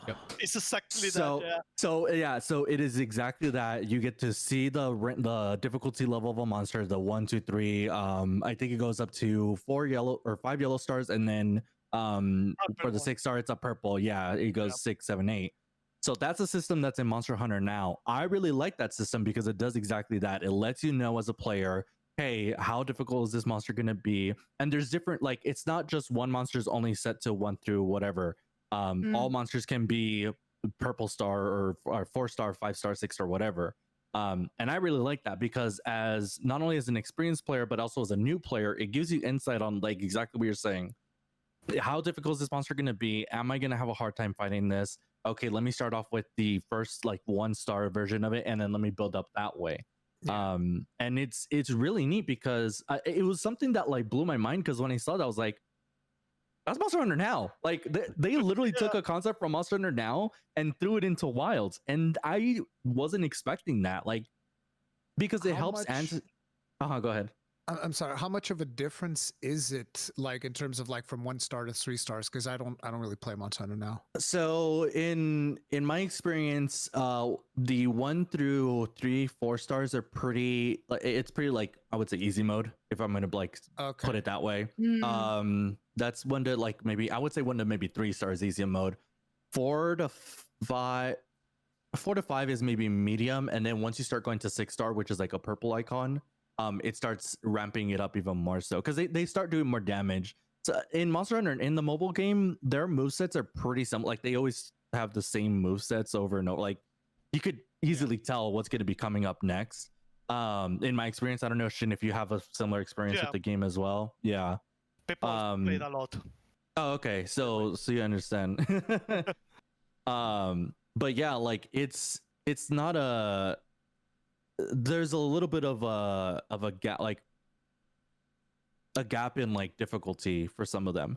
But like I said, like this literally answers the question of like how are new players gonna adapt to these monsters that we've experienced before. It's literally looking at that system, literally using the resources that's available to us in the game to be able to like, oh well, this Shadowcopper is a 1-star. All right, let's see how this goes. And then for new players, they're probably gonna get their asses handed to them. But for us, we're gonna be like, okay, what's next?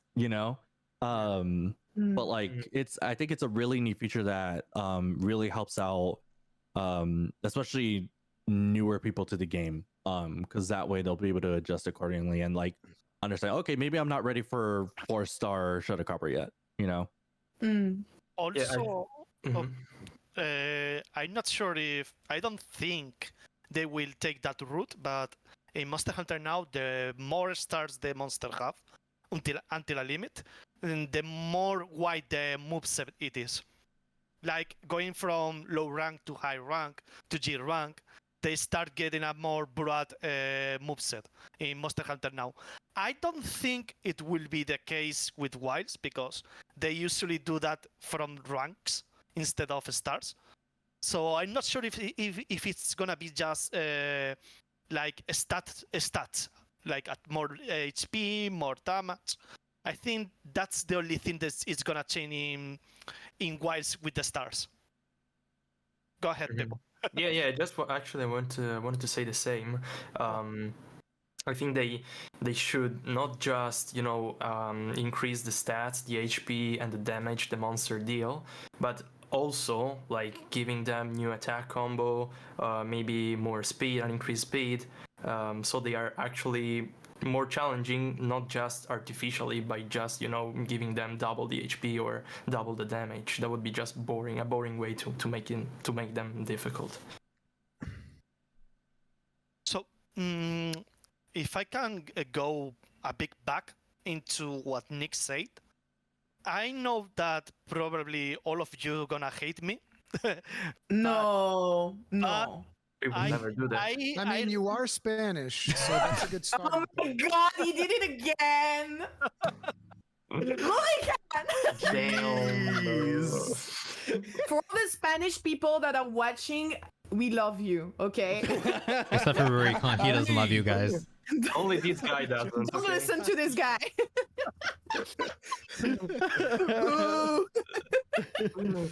I'm joking. Look, people take me way too seriously. It's getting harder and harder for me to joke about things. Everybody thinks that I legitimately hate Longsword. Everybody, everybody's gonna start thinking that I hate Spanish people. And it's like, I don't. I really don't. So yeah, I didn't really enjoy it right now. Oh yeah, you told me. Right, you told me. Tell us why. Okay. I think the Raidao from the build we played is not the real Raidao. Why? He had like, I think we can count with the fingers the amount of attacks he had, like 7 maybe? I don't think he had more than 7. Even the low rank monsters from, I don't know, Grijagras, Puke, Kurujaku had a more broad moveset than Raidao. And Raidao, it's supposed to be the apex of the map. But it has like the bite move, the tile sweep, the lightning attack, the back flick attack, and the spin move. Of course, also when he's enraged, he does the big thap. But it's like 7 attacks from a monster that it's really, really slow.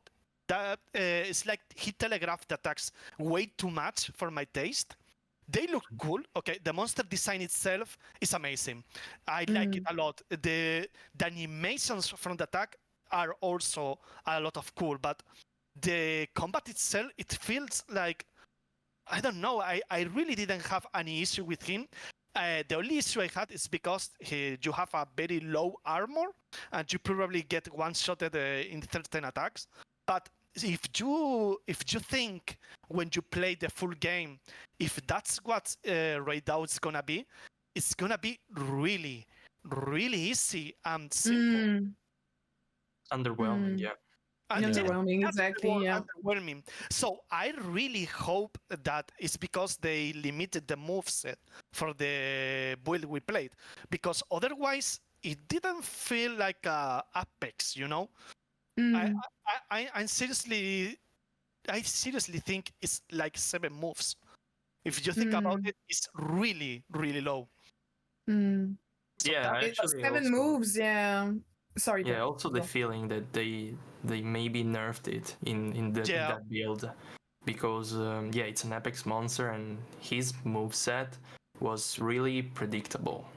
That's the feeling I had. Well, yet a lot of like people died in front of Ray Down. It did not prevent them from carding, right? Like honestly. Because Yeah, everyone thought. I mean, you have a lot of low armor, so yeah, you can get killed. yeah, but the thing is, yeah, the thing is that he had that one-shot attack in Rage, the Thunder attack. Yeah. That was one-shotting. And The one when you're under him? yeah, exactly. Don't go under him. Yeah, so I actually carded once against the Raidao because I thought that when he was casting that attack, you could go under him and be safe. But actually, it's not true because he can cast that attack under him, like on his feet, and you're gonna card. And yeah, so probably that was funny. Yeah, probably people were carding most likely before of that one-shot attack, but all the other attacks were really easy to predict and avoid. With Lightbowgun. Oh, sorry, Shin, go ahead. If I can tell something that I think was funny, when I went into the multiplayer demo, my 3 teammates went for the Doshagamo. So I directly went around the map waiting for... Did you find Raidao? Yeah, I went directly for Raidao. And wow, bro, you left all your teammates in front of Doshaguma and you were just like, I'm gonna go for Raidao. Sorry, guys. That's the theme. I have priorities. The staff came and Sucks told me, to be them. you know your teammates are not there, right? And I was like, yeah, I know. Don't worry. That's a them I know how problem. to play this game. You're fighting it alone. And I was like, yeah. I know what I'm about. At some point, someone of our, this is the funny part. One teammate, like, I don't know if the Doshagamo move or whatever, but he came to watch me fight the Raidao, and Raidao watched him, did the lightning attack, and one-shotted him. Wow. So I was like, oh, he's here. Wow. Poor guy. What are you looking at? Don't. Deleted.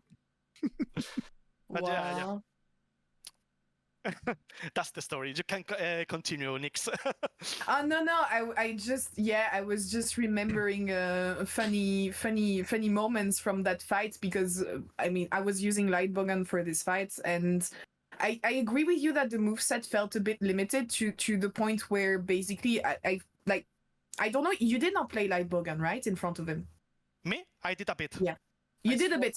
Yes. I was very, very surprised because I did not expect. I mean, I expected me to just get one shot by almost everything, because as we all noticed, our armor was extremely low, and even the Capcom CMs that were on the site on this day, when we're discussing Raidao, they were like, "No, you're not equipped to fight it, but if you want, you can try." So I was expecting something that was going to be way more punishing, but with Lightbowgun, every time I got hit like 3 times, and I got left around 10% of my HP, which is a lot, in my opinion. And surprisingly, giving that armor was a lot, definitely. Right, it was very surprising, and also I noticed that every attack that he was doing, I was playing like a Giga Chad. I was like really in front of his head the whole time, as usual. And I was just like, trying my luck to see when I will die or not. It never killed me. And that's when I agree that for me, what shocked me is the amount of new moves that I was being given as a Lightbowgunner were really clashing the lack of movesets that was being given to the monster in front of me. So that's why I'm also a bit. Are monsters going to follow us? Yeah. I don't know, because we're being given so many new tools, so many new quality of life things, but I did not feel that the monsters were so much of a challenge until now. think- That may change, of course. I think it's important to mention that usually a lot of show floor demos will end up being a little bit easier so Yeah. that everybody can have like a relatively easier time. So I don't know how much they would have scaled that Ray Dow to be overpowering or not, because in a way, if you think about it, you want people to be able to see Ray Dow. To see, so yeah. that Yeah. they don't want you to fight him, but they want you to see him and to kind of like sense his presence. So they potentially don't want Ray Dow to just walk around brothel stomping everybody. They just one shot you when you're fighting the It's like, Shaku, like, whoa, hey! goes up to a person that spends 10 hours in queue, carts him 3 times. Yeah, It's like, imagine. get out! Yeah. I Ray found the Dow, end apex, your guys. streak real fast. So it's like they probably nerfed it a little bit, especially with if they were expecting queues that long. So that wouldn't have surprised me. I expect the game to be harder than the version that we played, but again, Yeah, I don't same. actually know if that'll be the case or not. Yeah. Fun fact: you can triple card in the demo and still keep playing. Really? Oh, okay. It doesn't fail the quest. Yeah. How do you know that? Because my teammate made me. Oh, Guess what? okay. Self-report. How do you know this? Yeah, I was like, how do you know that? Yeah. I was surprised too. Yeah, but I was wondering. I was wondering like if the HP of the monster would change when you start again hunting game after the quests failed, basically. Like, is it gonna Oh, yeah, recover some yeah. HP, or is like the HP is gonna be the same I think before you fail the quest? In our case, I think he had the same amount of HP. It's just that since he went into his nest, like as usual, he regained a little bit of his HP because he was sleeping or something. I think But I don't think this I don't change know. didn't it? I think that if you triple cart, he should eat you and recover his full health. Oh, that's a good suggestion. Just straight up eats the hunter and you That's recover good. your full health. That's RP. Wait, so how do you get Permadeath back Monster in? Hunter. Like, hey, listen, did you guys not know the greatest Jagras can actually straight up eat you? And there's no, at least from what I can remember, there's no like death animation anymore. He just ate you and you're He gone. eats you? Yeah, the greatest I Jagras. did not know that. As a Event matter of fact, that happened in one of my lobbies, and for some strange reason, everybody that got gems that on that particular run, they all got fantastic gems. Like, you're talking people were getting attack ups and all of the critical boosts, all of the really rare gems, and I was like, yeah. He ate me, and you guys got like all the best. Yeah. I wasn't surprised. Weird. Thanks Sacrificial to you. offering. He just kind of like swallows you, and then you show up at camp again. From what I can remember, it was pretty crazy. Crazy. Somebody I had did to not know that. sacrifice. Yeah. Sacrifice me. It's fine. On the altar of good gems and decorations Yeah, for the team. exactly. Where it can... I wanted to mention something, and then I forgot. So if anyone has a good topic to continue the conversation with, go ahead, and I will just How do you track back my guys- chain of thought. How do you guys feel about the support NPCs and the implications that they can potentially have on the motivation to do multiplayer stuff? Because that's one of the things I feel we need to address a little bit as a community. Because if you think about it, right, when even in World and Rise Sunbreak, especially Rise Sunbreak, I barely played co-op at all because it felt like if you're playing co-op, these monsters are just getting a beatdown. And as a streamer, it's like it's not really a spectacle if it's just 4 people just wailing on a monster that's barely being able to move or do anything, right? And if you think about it, for instance, in terms of GU, in GU, when you were doing G rank, it would feel like a necessity almost, at least on my skill level, because I've always said I'm not the best player or anything like that. So it's like on my skill level, it almost felt like, especially as a Gunlance player in GU, you know, if you know, you know, the Yeah. heat gauge, shelling not scaling for G rank. Oh, it's so good, man. That shelling damage in G rank is the best.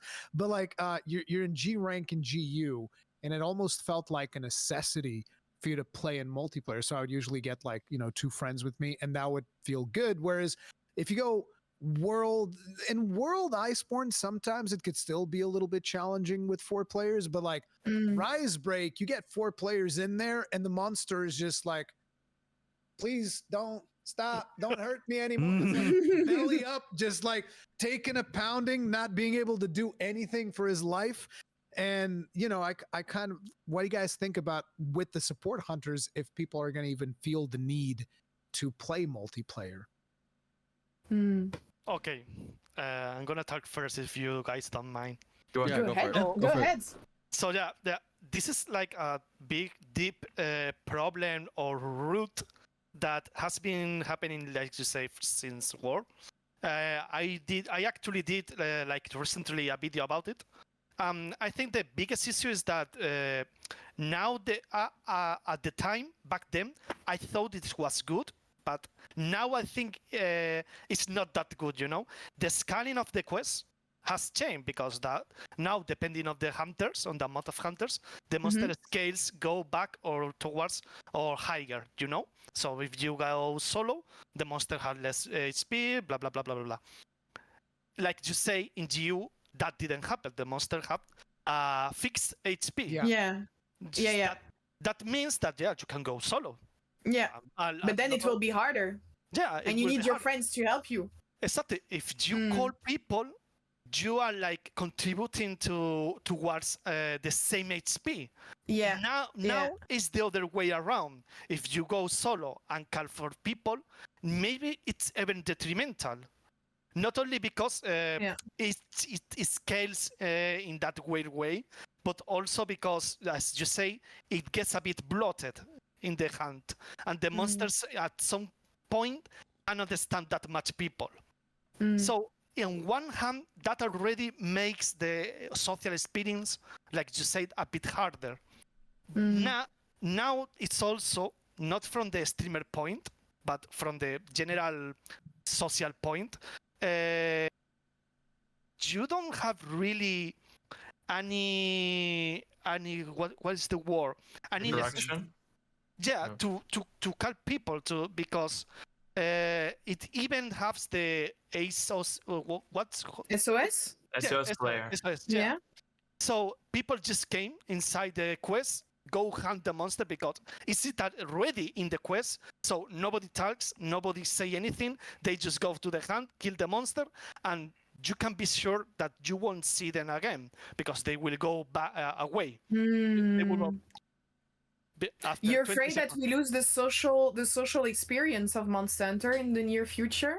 Yeah, he made a really nice video about that. I saw that. Yeah. Really nice video. So Go watch the video, guys. when you mix that, and also, like you say, they are the followers one, then you start to think, why would I call NPCs that can kill the monsters so easily when I can simply call other NPCs that maybe talk even more than the real people, and the hunt can be even more interesting, Not sure if I'm expressing my point correctly, but I really think that the mix of everything makes that the game is losing their social point.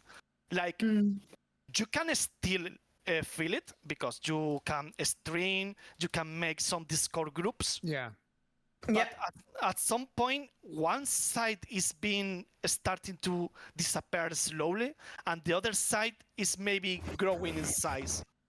See, that's where you get back to the social aspects of, for instance, GU, which was actually phenomenal because you had those lobbies that people would make where it'd be like you would take turns. So it's like, okay, now it's my quest, and we're gonna go farm for me, and then you do a turn for somebody else. Now it's your turn. What do you want to farm? And you would be taking turns for everyone. Please do my urgents. Yeah, and so that stuff is. I feel like it hasn't happened nearly as much. I feel like for World and Iceborne, particularly for more casual players, that probably has happened. But I feel like as the player skill level starts to increase, eventually people no longer feel that need. And I feel like that is also one of the aspects, because at least I have a lot of comments in my community where people are just like, I don't want to play with other people, so followers are great.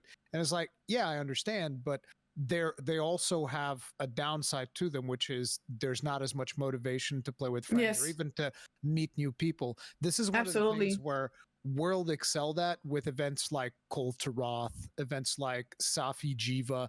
Like I was organizing those lobbies in my channel, Safi Jiva, Alatreon, Fatalis, because I was like, I want everybody to get as many clears as possible. So you can actually, those streams are still in my channel, like 6 hours long stream of me like, I'm done with this, but I'm going to be hunting it for 6 hours to make sure that as many people as possible get it, right? But those really brought back that social aspect, and it's just, I almost feel like there needs to be something in the game that is that motivates people to play the game, to give you a reason where it's like, this is why you should team up with other players. And like I said, in GU, you would do it out of necessity because, you know, not a lot of players, especially if you're talking like casual level, not a lot of players are going to be able to do G rank hunts by themselves. Yeah. I even timed out some G rank hunts. Like there was one with 2 hyper brachydios that I was trying to farm alone with a gun these lance. were nasty. These things were nasty. I timed out remember those it. 50 minutes and I wasn't able to kill them both. And I was like, God damn it, this sucks. That's rough. But yeah, like, you know, there was a reason for you to bring your friends. And even if you brought friends in G rank GU, it's not like the monster was sitting on the ground just taking a beating. Yeah. Right? It was still fighting back. It would still like kick your asses if you weren't paying attention. And that is one of the issues that I feel we have with more modern monster hunters, where you get 4 hunters in a room, there are very few monsters that are going to be a challenge. Like maybe if you're talking some of the highest anomaly rankings or stuff like that, or like I said, you know, Alatreon, Safi Jiva, those types of level of monsters, the arch-tempered monsters like you were bringing up. Like, yeah, the very extreme cases, yes. But, you know, the lower stuff, not at all. And a lot of times even more efficient, like we don't even know if companions are going to scale the monsters, which is something that I'm questioning, because I'm like, I mean, if I'm going to be able to just call in 3 hunters and that has no effect on the monster's HP, like that's a beat down. That's just it's not even remotely fair at that point. Yeah, like at that point, why would you even play with others? Exactly. Yeah. But if you can farm everything for free. But I think that's like the thing that's kind of still unknown to us, right? Like how is the scaling with bringing in those NPCs or what have you is going to be affecting that. I will say though, like my personal experience with Monster Hunter, because I got into Monster, I'm going to give a little bit of backstory and then kind of get to my point, but I got into Monster Hunter because a friend of mine told me about Monster Hunter. He's like, hey, this is a really fun game. I got introduced to it back on 3U. And so I remember just literally going over to somebody's house with my 3DS, all of us hanging out at the table, hunting and doing the same thing. Like, what do you need? What do you need? What do you need? Stuff like that. So it really built that socializing. Yeah. The good old times. And then moving into, world with more open lobby, like a 16-player lobby. At first it was a little difficult, right? Because we're all, you know, everybody has their own level of socializing and interacting with other people, especially strangers online. You know, even me to this day, like there are days where I'm like, I don't know you, I don't know like how well we're gonna mesh playing online, but we'll figure it out. Yeah, we're gonna hunt, we're gonna do this. And so I think the biggest thing with like, I think what having the hunter helpers kind of helps with those people that don't usually play with other people. Like there's a lot of people in the community as well that they'll be like, oh, I've been playing the game, you know, so like for this much, but like I've only been doing the campaign, the story missions, and now I'm going into the bigger lobbies, but I don't know like who to play with and stuff like that. And then, you know, for me, I'm really big on like helping other people like hunting certain monsters. It's like the big 3 are like Elatron, Fatalis, and Tempered Teostra, you know. But I think it's all about setting up an environment for people to be able to come in, feel comfortable, to be able to play the game with others and stuff like that. So I think what and especially now with Wilds having crossplay, which we've all been begging for, we're all really wanting it. And so I think I know I'm so like when they said crossplay, I know everybody was at the same time, especially for Gamescom, we heard the word crossplay and we're like, say again. And so I think crossplay is also going to help that with too, because there's a lot of times that people on PlayStation are like, man, I want to play with you, but you're on PC, I'm on PlayStation, and so on and so forth. But to kind of bring it all together, yeah, the NPCs can be a bad thing, but I think they could also be a good thing to help people kind of get used to hunting with other people, because that's also another thing we have to consider, right? Because you could be playing Monster Hunter solo, from here to eternity, but there's a big difference of when you're playing with other people as well. And I think the NPCs can kind of help with that.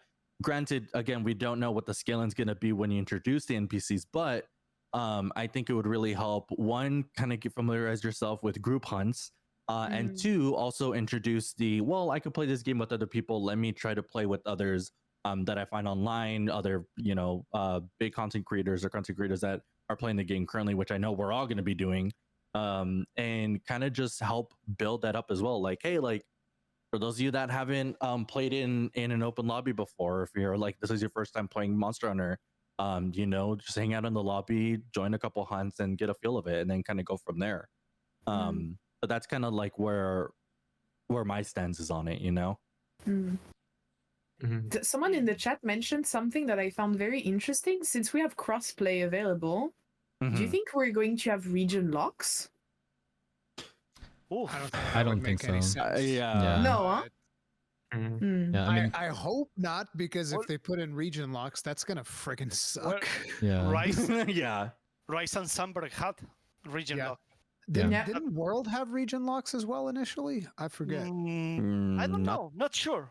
I don't think so. I do know that Rise and Sunbreak definitely had like some weird locks, and I think that people got around that by setting their Steam region to Japan or something like that. Everybody was playing in Japan. The download region. Yeah. Yeah. So we found a way around it. Yeah, let's just hope that they don't do it again. We really want to have region locks, that's for sure.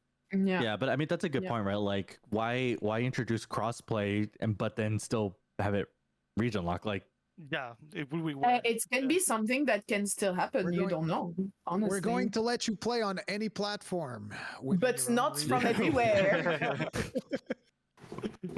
Yeah. I think adding to the subject of socialization, I think one question that I'm particularly interested in finding the answer to is how are the lobbies going to be set up? Is it more going to be more like you going into a 4-player instance and then that's your open sandbox, or is it going to be like there's going to be a gathering hall where you can sit and chill with 16 other people or 15 other people, just like how we could in World and Iceborne?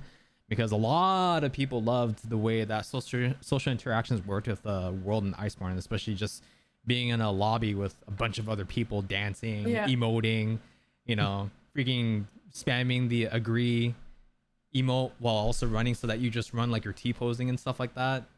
Small things like that. Plus like the seasonal lobbies and stuff too, like made it really cool. So it motivated people to kind of like socialize with others. Yeah. Especially since like the landscape nowadays is that, I mean, information and communication is just so damn instant. It's so easy now compared to like when we all played on like, people playing as far back as like, Freedom 2 or even like the OG Monster Hunters, where it was a lot harder to actually communicate with people or even get multiplayer hunts going in.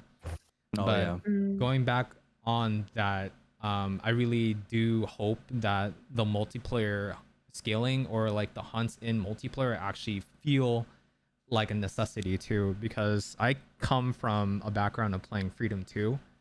So when you went into like the gathering hall or the guild quests and stuff like that, they actually hurt no matter what, right? And they were fun. They were difficult, I remember going into a T-Rex. It was fun. Yeah, exactly. I remember going into like a T-Rex hunt and getting roared at point blank and just eating it, You're like, yay, Monster Hunter. Yeah. But like, well, that's kind of like how, go ahead. Yeah. I'll let it finish. But that's like one of the things that made playing Monster Hunter really fun for me. Is like, okay, this is a hunt that I can't do by myself. So being able to play with other people to actually be able to accomplish this, it felt nice, and it actually felt like multiplayer served like a very huge purpose, even if it was just one extra set of hands to help with the hunt.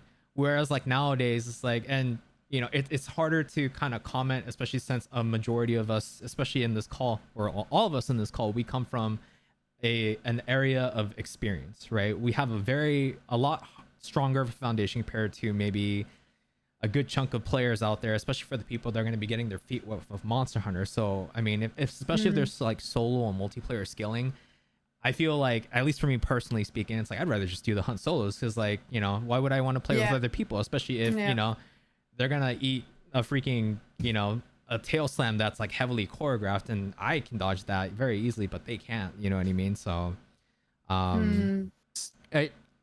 I feel, I don't know, like this is something that I've always kind of been at war with myself, because I very much do miss the scaling of, you know, just there being no scaling. It's like guild quests are intrinsically much more difficult. They should be more difficult as opposed to like village quests, right?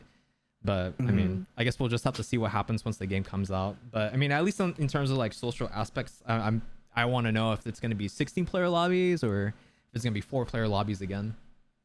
Actually, So kind of. Oh, go for it. You brought up a really good point, which is with now that we have access to support hunters, what's to stop them from just not having scaling? Actually, yeah. Yeah, true. It's like, what? Do you want more? Fire the SOS flare. You can do it solo too, and the scaling is there. And then it's like, that would actually be really cool. I never even thought about that. So I wonder, because there's a thing, I'm going to talk about Monster Hunter now, mobile. Because there's a thing where you can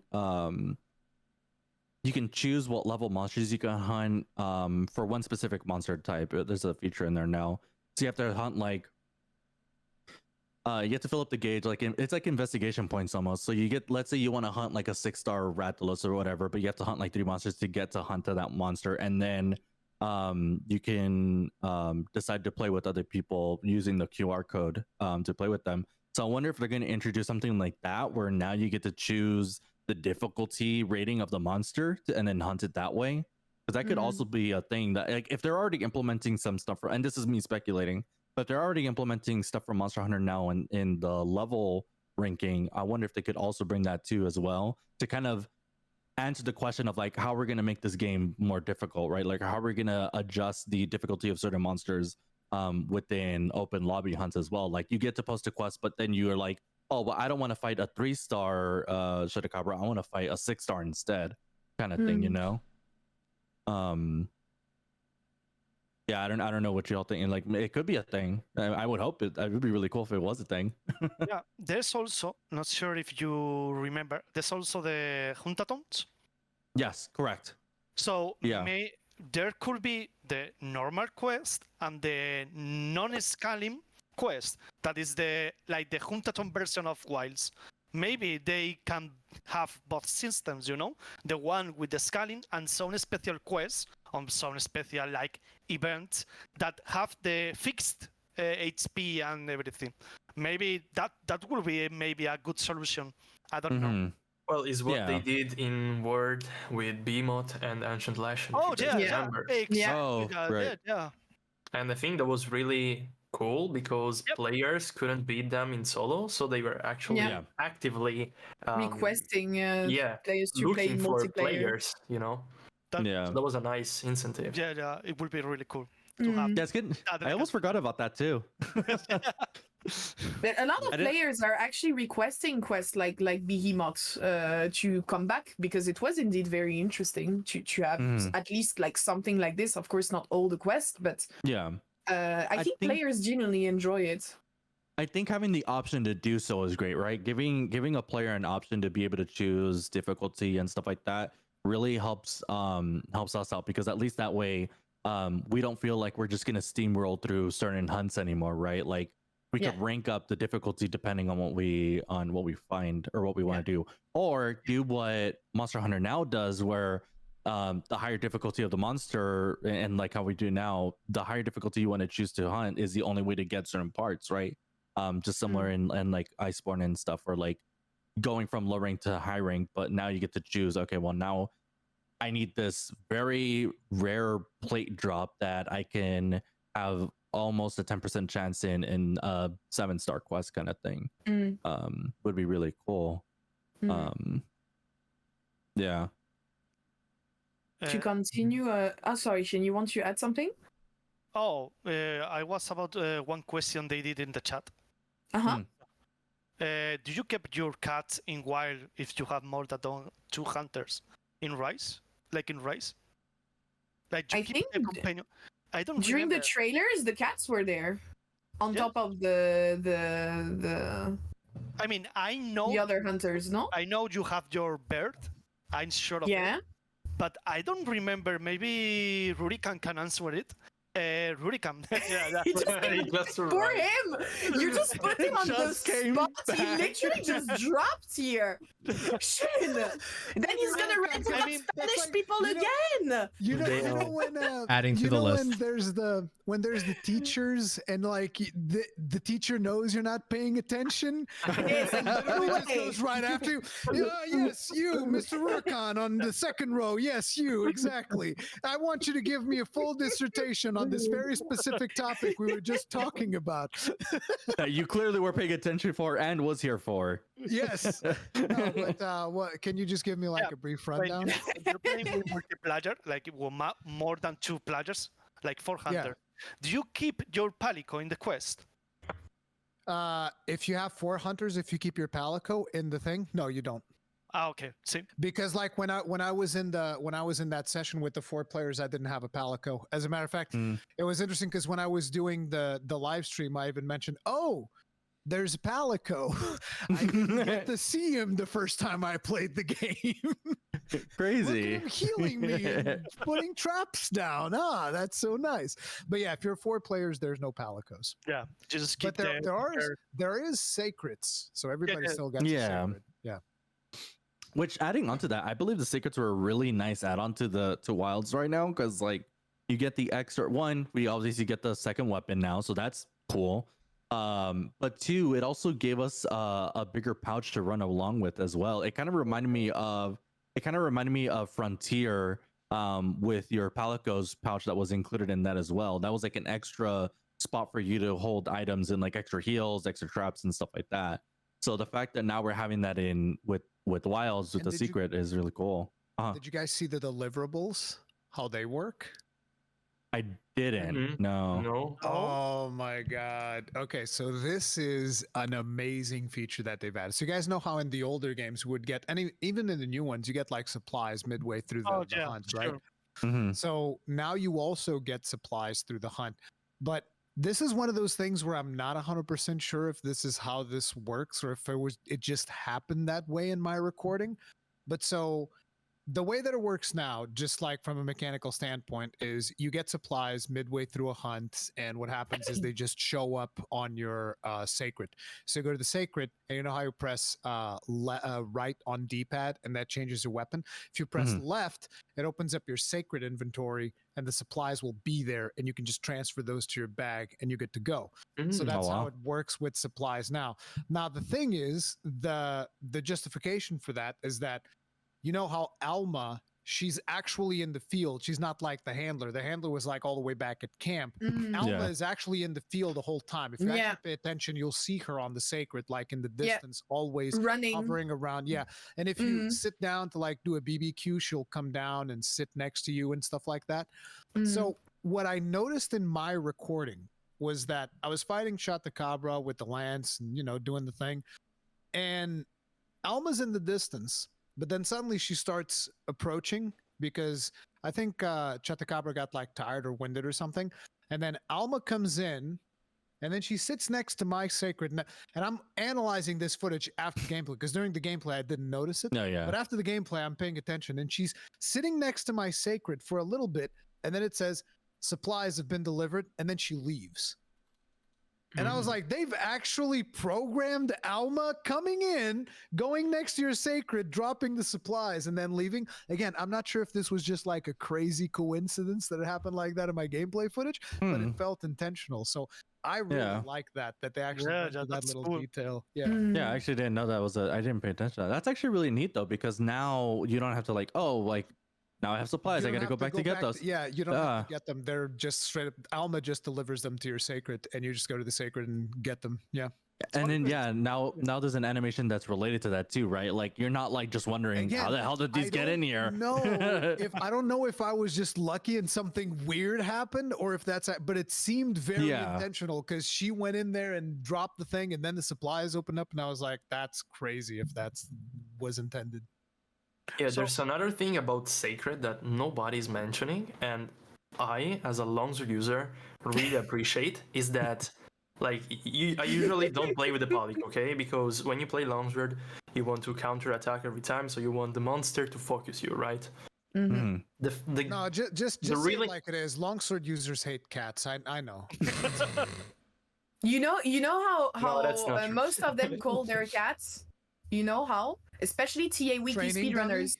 No, useless. Useless. You have so many TA Wiki speedrunners, and especially longsword mains, that all their cats are called useless. Yeah. Damn, you guys are terrible. But anyway. Yeah, and I was saying, and the cool thing about Sacred that I really appreciated is that the Sacred, once it brings you there in that point, then he leaves.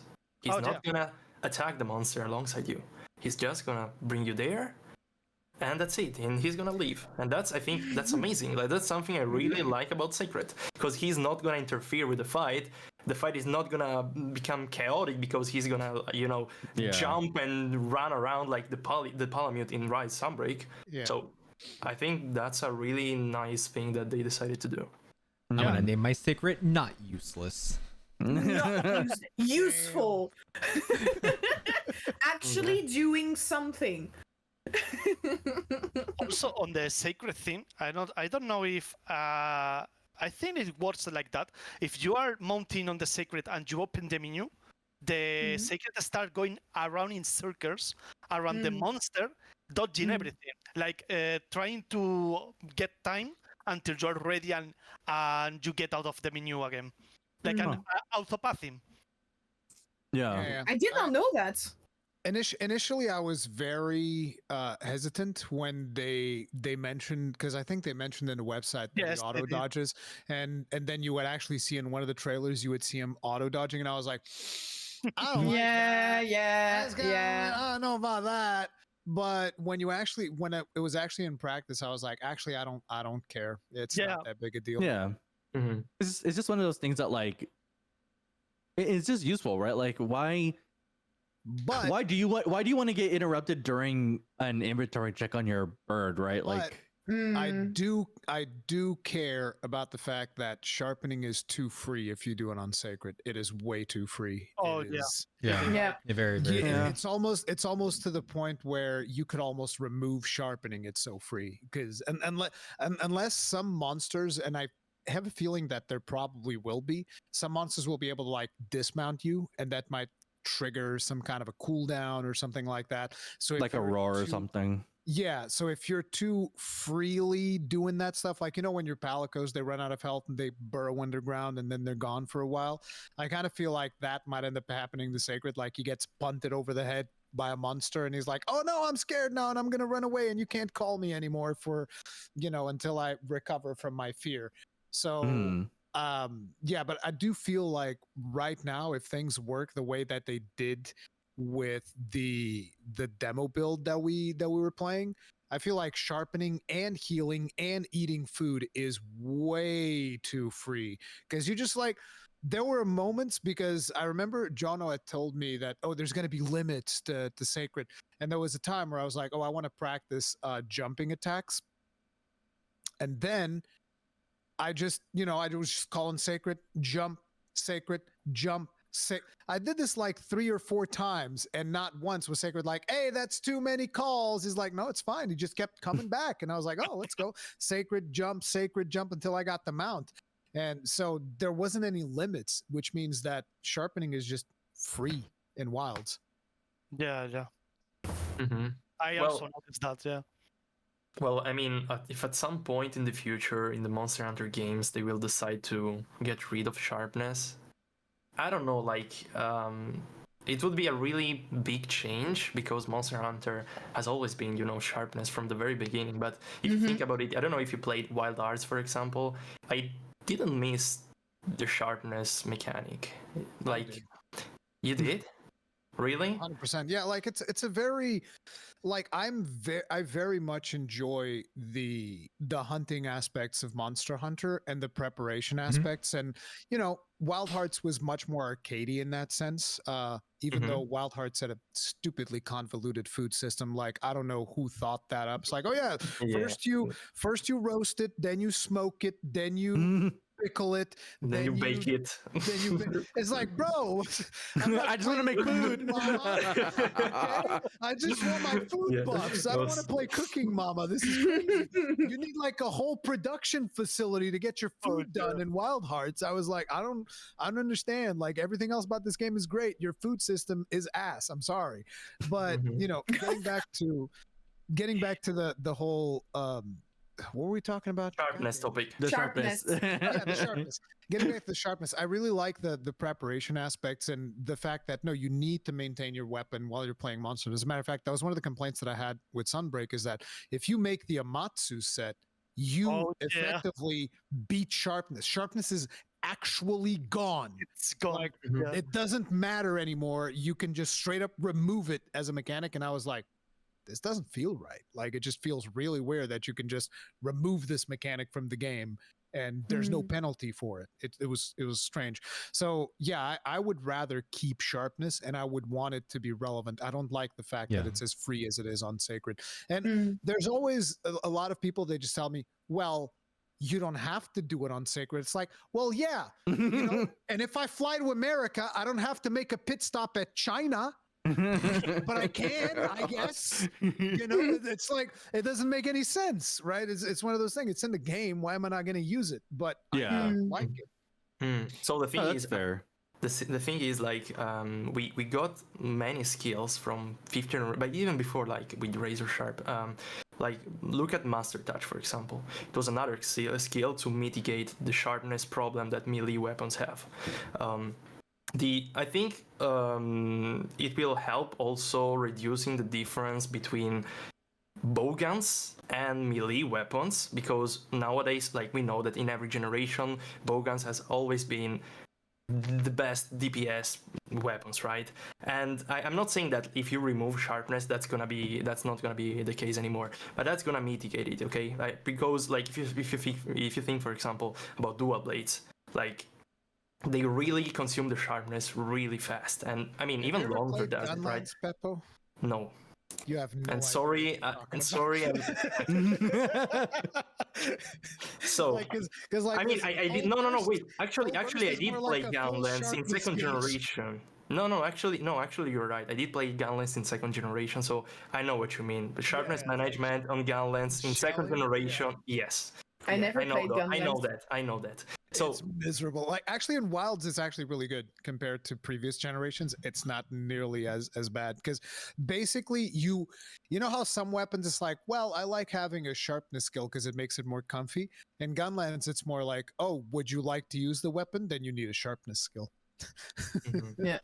So the thing I'm saying is that we are getting these kind of skills which will mitigate the issue with the sharpness, like Master Touch. Even I don't remember the skill where you roll and you get sharpness back you Sergio's set. you as well. Steve's set, yeah. Exactly. Then the Amatsu are more in Sunbreak. Like I'm pretty sure we are gonna get something even more in Wilds and in 6th generation games. The thing is that at some point we are gonna get so many skills to mitigate the sharpness issue. And sharpness is already free in Wilds, as you said. So what's the point of having it if it's gonna be free? That's the thing. That's the thing. I don't think it should be free. I think it should be. I agree with you. But what if it's gonna be free? Because I think it's the direction we are taking. You are correct. Like for the people that usually tell me, well, you don't have to do it in Sacred. And it's like, well, if it's done in Sacred, why are we even doing it at all? We can just remove it from the game at that point because it's that free. It's not. People also like to bring up, well, in the older games you would exit the area and then sharpen, and they bring this up almost as if like, how many times did you try exiting the area and got laser blasted in the ass by Rajang? Oh or yeah. Gravios. It's like, it's not as free as hopping up on Sacred and sharpening, is it? Exiting the area. People like to say exiting the area like in old school Monster Hunter games, the monsters couldn't catch up to you before you exit the area. Yeah. Yeah. You don't just turn your back on old school Monster Hunter because the No. monsters would catch up to you and beat you to an inch of your life. So yeah, Mm, it wasn't as free. You would be eventually be safe, but yeah. Mhm. good times. Old times. Old Yeah. times. Old times. Remember the times where I got killed by Kongalala, which is coming back. Kongalala is coming back, guys. We Oh, don't yeah. really know for It's sure. Conga. Oh, It's it Conga. is. It is Conga. It's It armor. is, There's come no way on. I don't know, man. I saw Come baby on. Tetsukabra and Rise, and I was sorely disappointed, man. Oh, yo, Tetsu's coming back. Plays through all the way. Nope. What the Never man? mind. Yeah, I literally never got him. The best part about when we saw that armor set was Kanta put up a small clip Oh, where it's just yeah. like he dies to Kongalala and a Kongalala just farted walks on. up, poops on his face and leaves. Two of them. Yeah, just like, he goes up like, there you go. Bye. It's a fantastic fun. monster. It's absolutely a fantastic monster. I can't wait to be farted on again by Kongalala and die. 10 out of HD. 10 would get farted again. Yeah. HD poop all up in Would the Literally, recommend- literally get shit on by the monster. I love it. Yeah, prepare your deodorant, guys. I mean, listen, it's only fair considering we have mega dung bombs. Oh yeah, true. That's true. That's true. That's That's kind of I wasn't crazy. That's the expecting thing. that to be a thing. The mega dung bombs. That's really crazy. Listen. what. This is what I have to say about dung pods. Okay, I wouldn't keep a turd in my inventory. That's disgusting. I don't know why people do that. I don't use dung pods. I'm a civilized human being. I don't fling poop like an ape. Okay.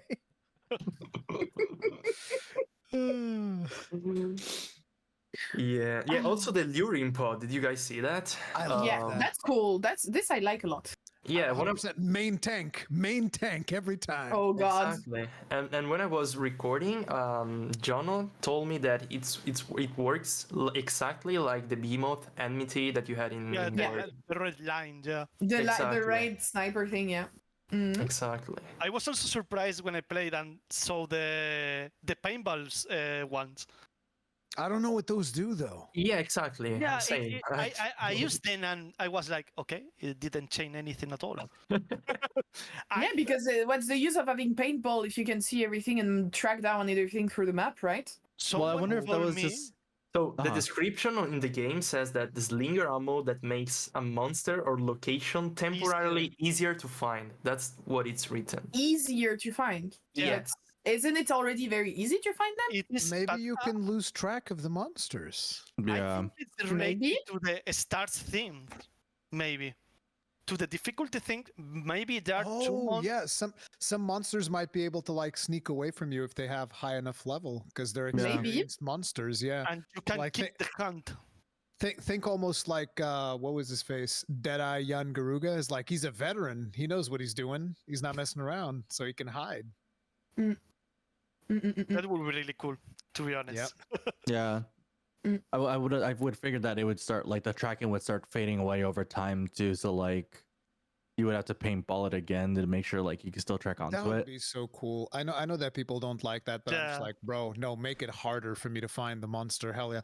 As a matter of fact, I hope they bring back the guy in the balloon. Then you can like, Oh "Hey!" yeah, the Oh, this Teferi, was Tem- so cool. I missed that. the free Bring cycle back serum. I balloon, missed that. It was so dude. nice.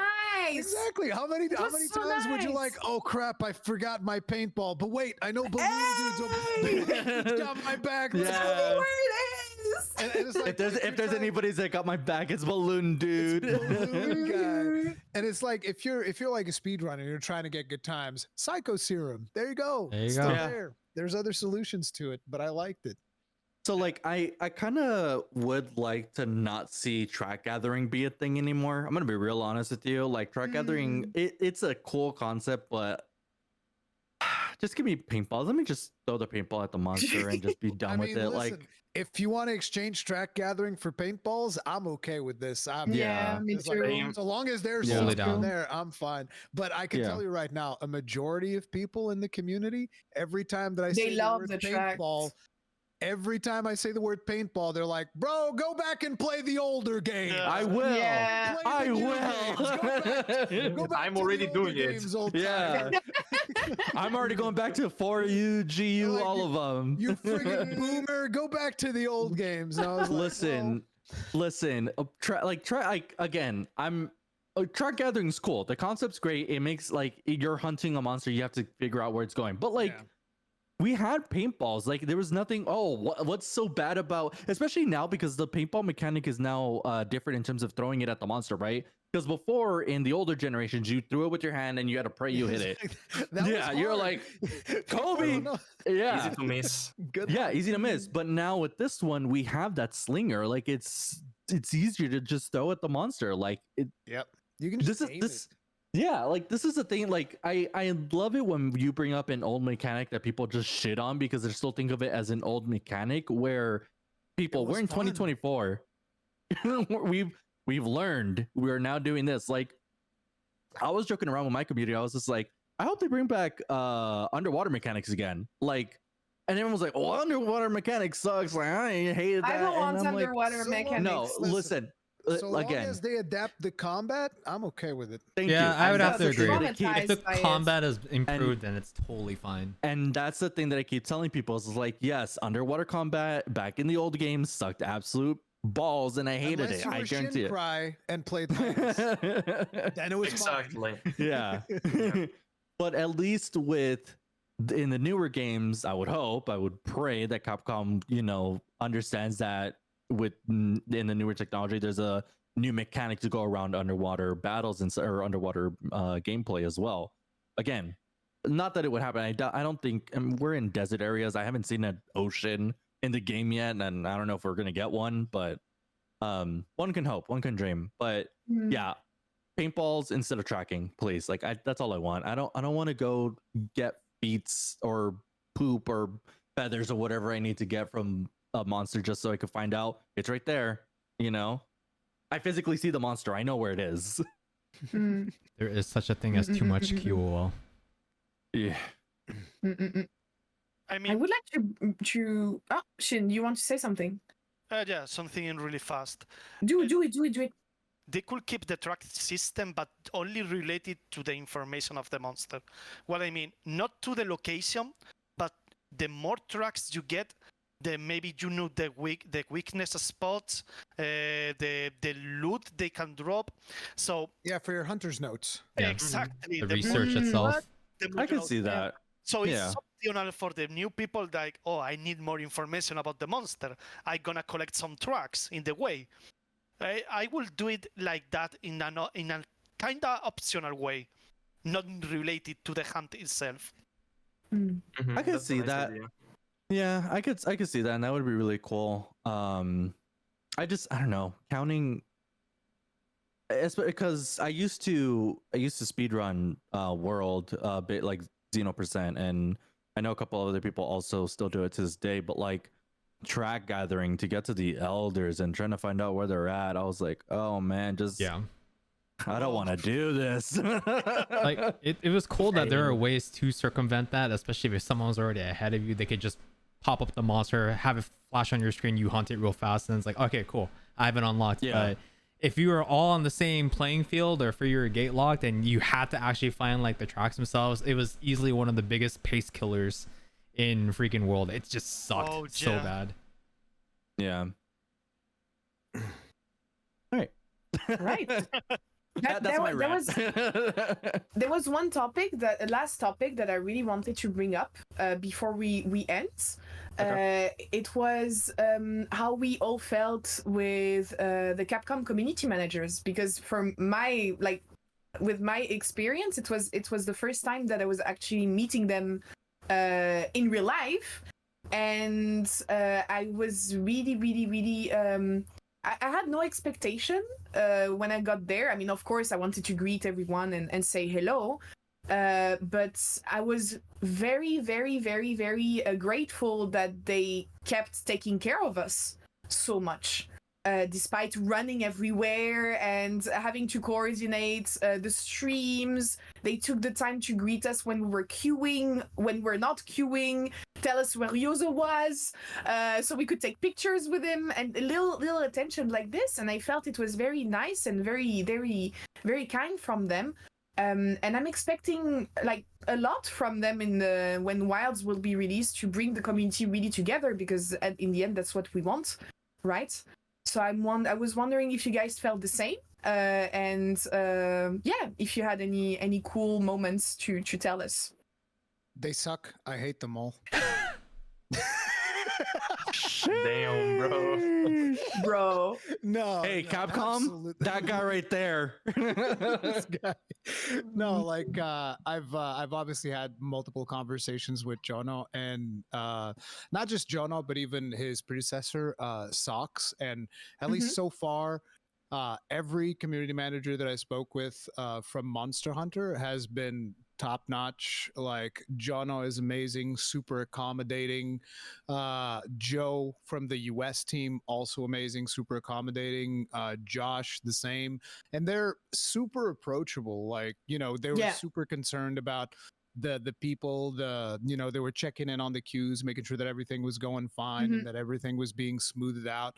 And yeah, they're just super professional and super helpful towards the community. At least that's the way that I look at it, because, you know, not everybody is willing to like even just go over here and do a random podcast with a random person. And I've always been able to like reach out to them, and no real big issues. So yeah.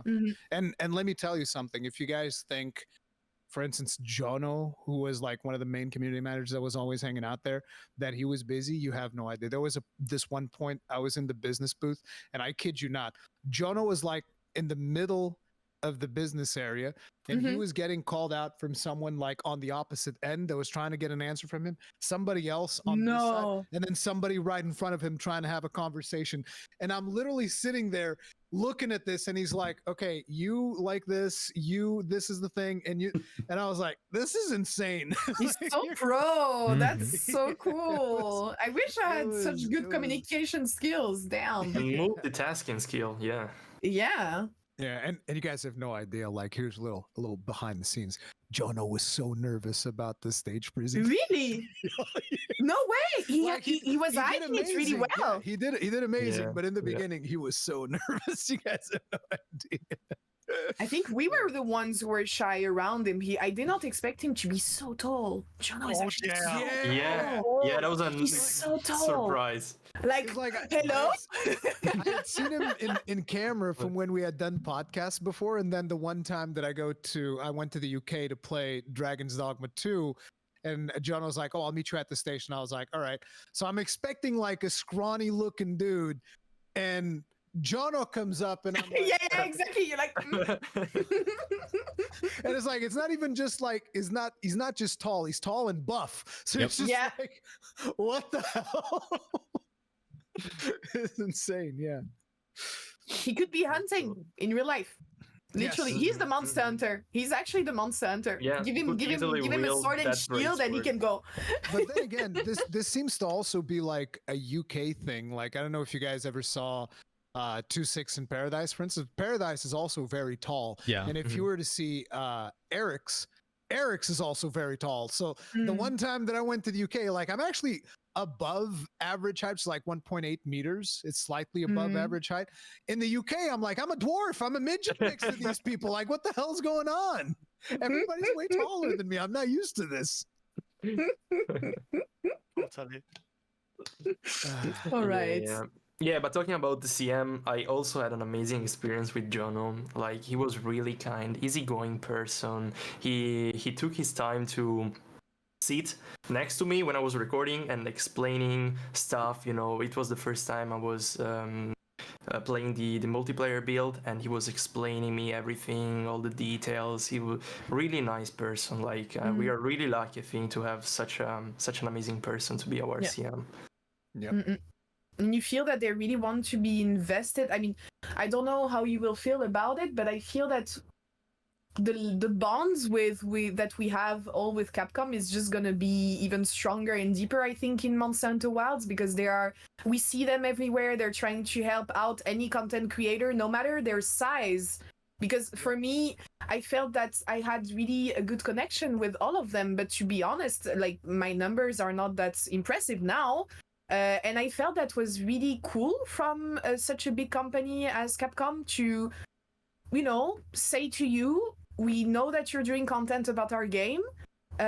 We're here and we're going to help you out. So I'm really also grateful that we have such a cool team, because Jono is not alone. You have like all the CM team. Really, I met all of them. They're absolutely lovely. Absolutely lovely. Added a lot. They've hired a lot of new CMs in the ramp up of marketing of Wilds. They hired there's an Italian CM, Spanish CM. Yeah.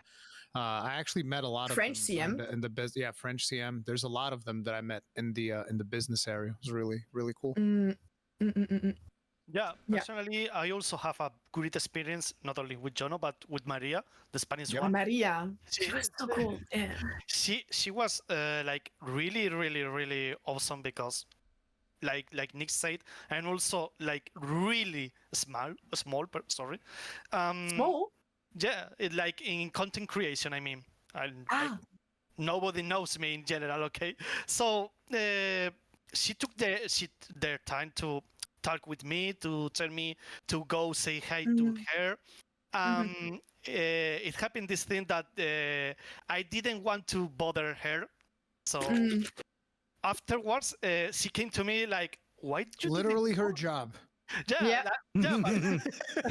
She was like, send me a DM. Like, did you queue for the demo? And I was like, yeah.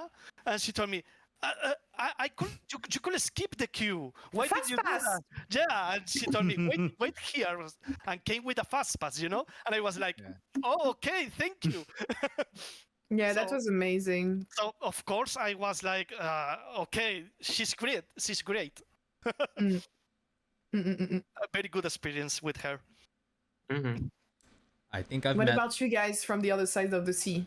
I've met like maybe 5 total community managers from Capcom now, but specifically speaking on like Monster Hunter side, I've met, hung out with, talked to, and probably hunted a couple of times with like Yuri and with Sox. I thought that they were an awesome pair of community managers too, especially Sox. Like, I had a pretty fun time hanging out with them when we did like a Capcom dinner, and we were all like doing KBBQ with like the Arex team when Sox is a character, dude. Sox is a character. Awesome. I don't think I've ever been called meaty by anyone before, but like when there was the 2018 E3 speedrunning thing that I joined on like day 2, and when he was commenting on my gameplay, because I was actually a competent player compared to everyone that was on day 1. I was like, this longsword guy is meaty, and like when I heard the commentating after the fact, I busted laughing. But like all you need to know about Sox really is that when the greatest check, no, it was Devil Joe, his marketing post for Devil Joe was, oh Lord, he coming. In all caps. That was really post. Yes. Oh Lord, he coming. Oh man, so much fun. But I think the Capcom community, or at least the Monster Hunter community in specific, we're in very, very good hands. I mean, like Joe and Jono, everything that's been tossed their way and everything that they've been dishing out has just been so on point. My experience with Joe has always been really good. He's been really quick to like answering my DMs and stuff like that. And in fact, me and Nix are working on something with him right now. So hopefully that'll go through pretty soon. But with Jono, I've actually had experience working with him when he was still working for Team 17 or Team 18, right? I think it was Team 17, but it was the company that made like Worms and whatnot. But I worked Team 17. Yeah, Team 17. So I worked with him on a good number of titles there, and then especially after he made the switch to like Capcom, he's just been so on it. And I don't know, I don't think I've ever told you, Johnny, but I actually had a one-on-one conversation with him. Like, this just kind of speaks the character of like Jono and just how amazing he is. But he actually took the time to sit in a Discord voice call with me one-on-one, because I had questions about like, what it's like to work as a community manager and what he suggests someone like me who's interested in getting to that field, what I should do and stuff like that. We had like a whole hour conversation just talking about that, and then like Yep. you know, that's Super just accessible, dude. super amazing. That just goes to show you how easily accessible he is, how easy he is to just talk to, and like honestly, just the pairing between him and Joe and everyone else in the communication team. Like, I think this is probably the best team that we could possibly ask for right now. Like, we are Yes, I very much agree. in the best hands right now. I agree. Absolutely. All right. Then, guys, when do you think the game will be released? Can we make predictions? Now, Because we I can will wait to start. play I it. want it right now. 21st of March 2025. That's super specific. Wow. Yeah. Okay. Why? Are you hiding Can't something? wait for Reddit you to ha- clip yeah, this do and you say know things? officially confirmed. Yeah, I was like, hold on. Just No, gonna it's just cite like some thought- sources. No, this is blind speculation, absolute blind speculation. Yeah. But I mean, it is somewhat informed speculation. It is based on the fact that traditionally we usually see these games come out within quarter one financial year. Not quarter, I don't know. It's something fiscal Yeah. year, and it usually means it's before the end of March. And I remember looking at the date. I think the 21st lands on like a Thursday or something. But this was a long time ago that I was looking at this. So it's like the other date would be too close to the end of the month, whereas this date would be just enough wherein, you know, you release the game, you sell like a couple of million copies, and you can say, hey, look how many million copies we've sold before end of fiscal year and blah, blah, blah, blah. So the conclusion that I've reached is I thought 21st of March, 2025. But I thought we were going to get that date at Gamescom, and we didn't. So I don't know. Okay. Right. I also think that we are gonna get it in March, and I'll Yeah. go even farther than that. I would say that we are probably gonna get the demo next year in January. in Yeah, my yeah. opinion. Oh, really? Exactly that. Yep. That's my. Why not? prediction. Why not in October or November this year? No? I don't think so, because they hasn't released the release date yet. So I think like that's gonna be farther away. The Okay. demo. Oh, that's Yeah. unfortunate. Yeah, because I will say, like, I know a lot of people were hoping for it to come out after TGS, which I Mhm. was one of those people too. But really thinking about it, seeing as that we're still playing around with a build version of the game, we're like, they still need to fix, like, polish it up a little bit, like a little bit more before they decide to put it out to the public. So Definitely. it would definitely have to be somewhat of early Q1 for the demo, and then I would say even like middle of Q2 maybe for the game release. But I mean, we'll Maybe. again. It's just like Yeah. all predictions are valid at this point. Mhm. Who knows? Exactly. Yeah. Yep. Yeah, but that's kind of where my demo like January-ish, and then the game would release like April, May of next year. I would hesitate between March and April, personally. I Yeah. think we're gonna have to wait to January because they're gonna keep releasing like events with the demo, with the build. So it's too early in that sense. Depending on the structure of the demo, because it depends a lot. If the structure is kind of similar like War, the War beta, it had like 3 betas, if I remember correctly. So I think it will fit, like having the mid-late January, the first demo with the normal monsters. Then around mid-February, having the second demo with the normal monster and plus increase spawn rate of the special one, like they did with Puke Puke, if I remember correctly. And then the early March demo, the third one, that will include the flagship, like they did with Nerd Gigante. Yeah. And afterwards, obviously, late mid-March, like Rudy said, the release. I think it will fit the dates. I'm not sure if they're gonna follow the same structure they did with War, but if they do, I think those will be the dates. Yeah. But it's also like a financial standpoint too, right? Like when they decide to drop this game is going to be beneficial for the company to make money. Like in the end, it's also going to come down to that, right? Yeah. Like as much as we want it to come out early, the company needs to make money and they need Hey, to drop this game. You know who else wanted it to come out early? Some of the Capcom investors going like, why don't you just release it in holiday 2024? Yeah. Wow. just That would release be- the game. Like, just like That'd that. be way People too want to buy early. it. Do it now. No, but they were just like, because it would make us more profits if you were to It release would. Yeah. Real It talk. would, but man, brother, come on now. I- What do you mean? If they I'm did gonna that, put it in the chat if you're interested. if they did Oh, that, fuck. it would end up I like got another Monster Hunter Rise. Oh my god, Shin, you got banned from my chat There you because you go. posted a link. Ban Shin. the Spaniard. Damn. You cannot Get post rid of him. links in my Yeah, chat. yeah, Shin. I put it in the Discord. Sorry. that's so funny. It says right I'm there. so Would sorry. you be able to capture more profit by bumping up the release date of the next Monster Hunter title, currently scheduled for 2025, to the December 2024 holiday season? Just release it early. I think if they were to release it in the holiday the 2024 shopping holiday season, I think that will It probably would sell like hotcakes. It would sell like 100%. hotcakes. Oh, yeah. But But the game was not going to be it's finished, not gonna be and it was finished. going to destroy their reputation with the community. Absolutely. It's gonna be It was a like what happened with terrible idea. Rise, right? Because like we didn't get like an actual ending to that game until like post-release.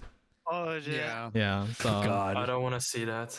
yeah, no. We want them to That was, release a full game. Yep. Give us Yeah. the meat. We can wait. It's all good. Like the Yeah, thing, we have other games. Exactly. We have other more games. worlds. We Yeah. have Final Fantasy. We have whatever insert game that you're playing right now. Cooking Mama 4. Cooking Mama 4, Yeah. Honey Pop 5 or whatever. I don't know. shit. Just Do you guys think are they gonna announce the release date after Tokyo Game Show? I think I don't so. know. I, Maybe. I would hope so. I think it's gonna be in the Game Awards, to be honest. Yeah. Ah. I wouldn't. I yeah. wouldn't have expected it at Tokyo Game Show, but in our recent podcast, Joe said, "You know, Tokyo Game Show is their home turf," and I was like, Yeah. "Oh." Yeah. hint, hint, So it's, nudge, like, nudge. it's not. There's no confirmation. No, yeah. Yeah. We don't Yeah, know but- what's going to happen, but he did say they're bringing a lot of stations there and they're doing a lot of stuff. So I don't know. And I think they're expecting it too, right? Like they know the community is just like, can give us the date already. Just drop a date. But Yeah. no, we'll see. I mean, I hope me being hopeful it would probably be at TGS that we get an actual release date, but Mm. you know, we'll see. I think it would be weird to announce the release date on an Eastern facing event when it's much more of a global franchise right now. Yeah. Mm. It almost feels like a couple of steps back, but at this point, I don't know. I have no idea. Yeah. I think what would be the really coolest thing, I think this is like one of the biggest power moves that Capcom could do, is if they were just like, we're just going to do a dev diary and announce it there Probably on our yeah. own event. Not at Tokyo Game Show, not at Gamescom, our event. We decide the date and we announce it now. But it I would be think that would nice. the biggest power would move. be- Just it would like be Oh, Star yeah. Wars, a dev diary Yeah. with a release date. Boom, Mm. done. Why not? Why not? Everything is Yeah. possible. Yeah. Everything is possible. One thing that we know for sure is that Wilds is gonna be wild. I can't wait to play the game. See what you did there. Oh snap!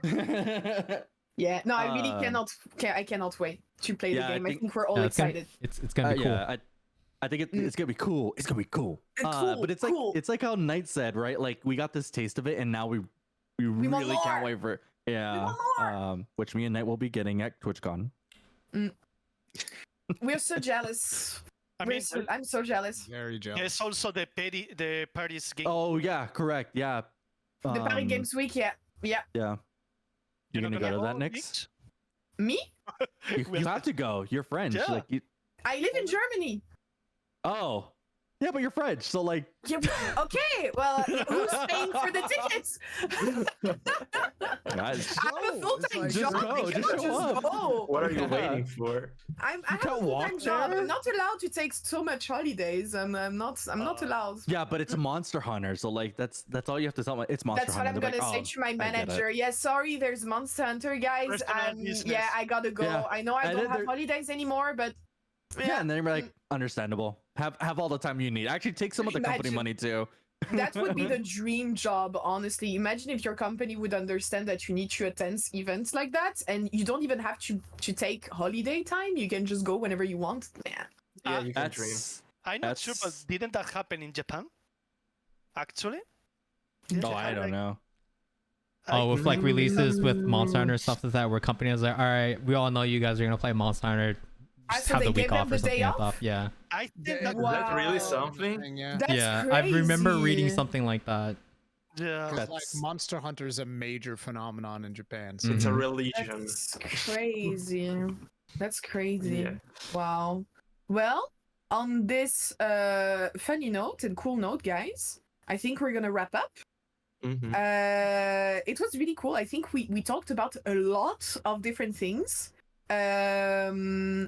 I will leave you do some closing notes if you want. An outro. By turn. If you want to shout yourselves out on any content that you plan to upload really soon, feel free to.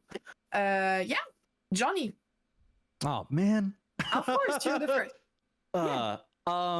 I mean, I'm not really working on anything now. Unfortunately, long form content for me is like my Achilles heel when it comes to content creation. So I just do mostly streaming.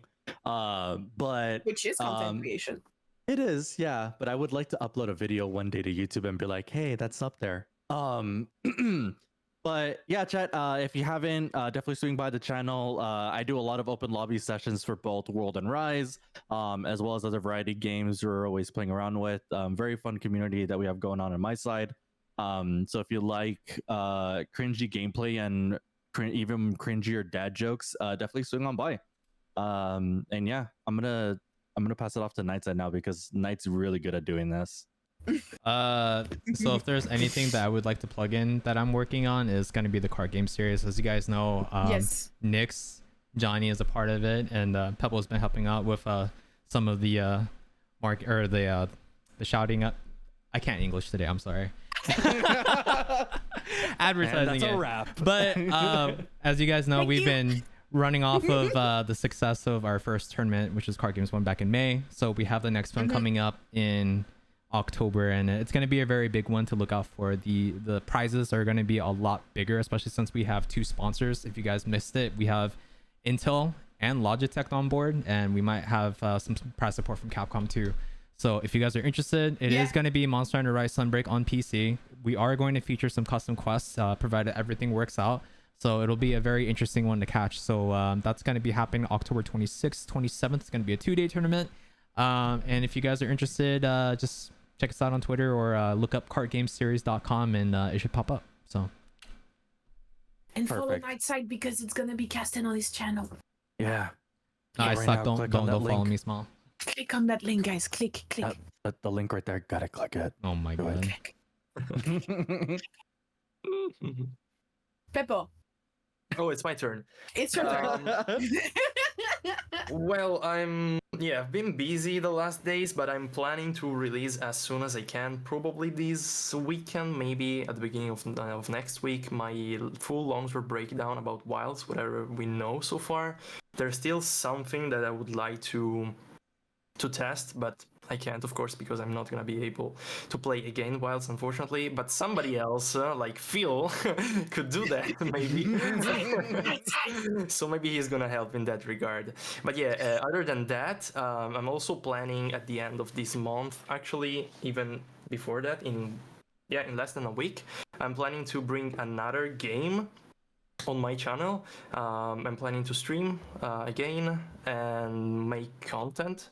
It's gonna be a little bit different from Monster Hunter, but I think it's the perfect it's a perfect time to upload something different in waiting for Monster Hunter Wilds. Especially with you being Italian, right? I know what you're talking about. Exactly. Okay, you know. How do you know? How do you even know? I mean, How do he's I a Souls know? game player, right? Ah. He is. But you recognized the game immediately. That like, wow. I mean, we spoke about it at Gamescom, so it's not Oh, that's particularly true. hard. Okay, yeah, I forgot about that. I forgot. Never mind. Yeah, so yeah, that's it. All right. So for my part, I want everybody to go to Gaijin Hunter's channel on YouTube and comment on his whatever his latest video happens to be, and tell him to make a new one. That's what you guys got to do. That's my shout out. Okay. And also the second shout out is play Gunlance. That's it. There you go. Perfect. Fair enough. Shin, do you want to go next? I love how Did I Shin, scare there's you? Nobody left. No, no. Shin. I was going to the Gaijin Hunter video right now, so That's Wow. what Man's got that's his the type priorities. of dedication that I expect. So, okay. No other personal shout out. I'm not planning right now on any specific content, but I just want to say that I'm really happy being here. It was really fun, and I hope people still come with me for this kind of meetings in the future. Like I'm always up for one of those. That's it. Thank you. Well, I want to thank every single of you for being here together. It was really a really fun moment, a fun round table, and not just a podcast. It was a round table. Yeah, I've got mine right here. Is that a Rathalos? What is Yeah, it's a Rathalos. Oh. And yeah, thank you for the chat, guys. You were here. You stayed here for 3 long hours. Thank you so much for being there with us and asking questions and reacting to what we said. I'm gonna be streaming next week on Monday and on Wednesday. Yeah, you will see also some new things coming from Phil and I, because as he mentioned earlier, we're cooking something with the Capcom CMs, so stay tuned on Phil's channel. Like, so just go and hit that button, that follow button. And yeah, I will be also streaming next week a new game that you guys never saw, so I'm also excited for that. We're gonna raid out and go see my friend Benchy, who's also streaming Monster Hunter right now. She's streaming Monster Hunter World Iceborne. She's doing an open lobby, so if you guys want to go say hi to her, now is the time. And yeah, thank you so much, everyone. Have a lovely weekend. I think it was a great way to start the weekend for all the people that worked hard this week. Thank you so much. Bye bye. Bye, everyone. See you Thanks for guys. watching.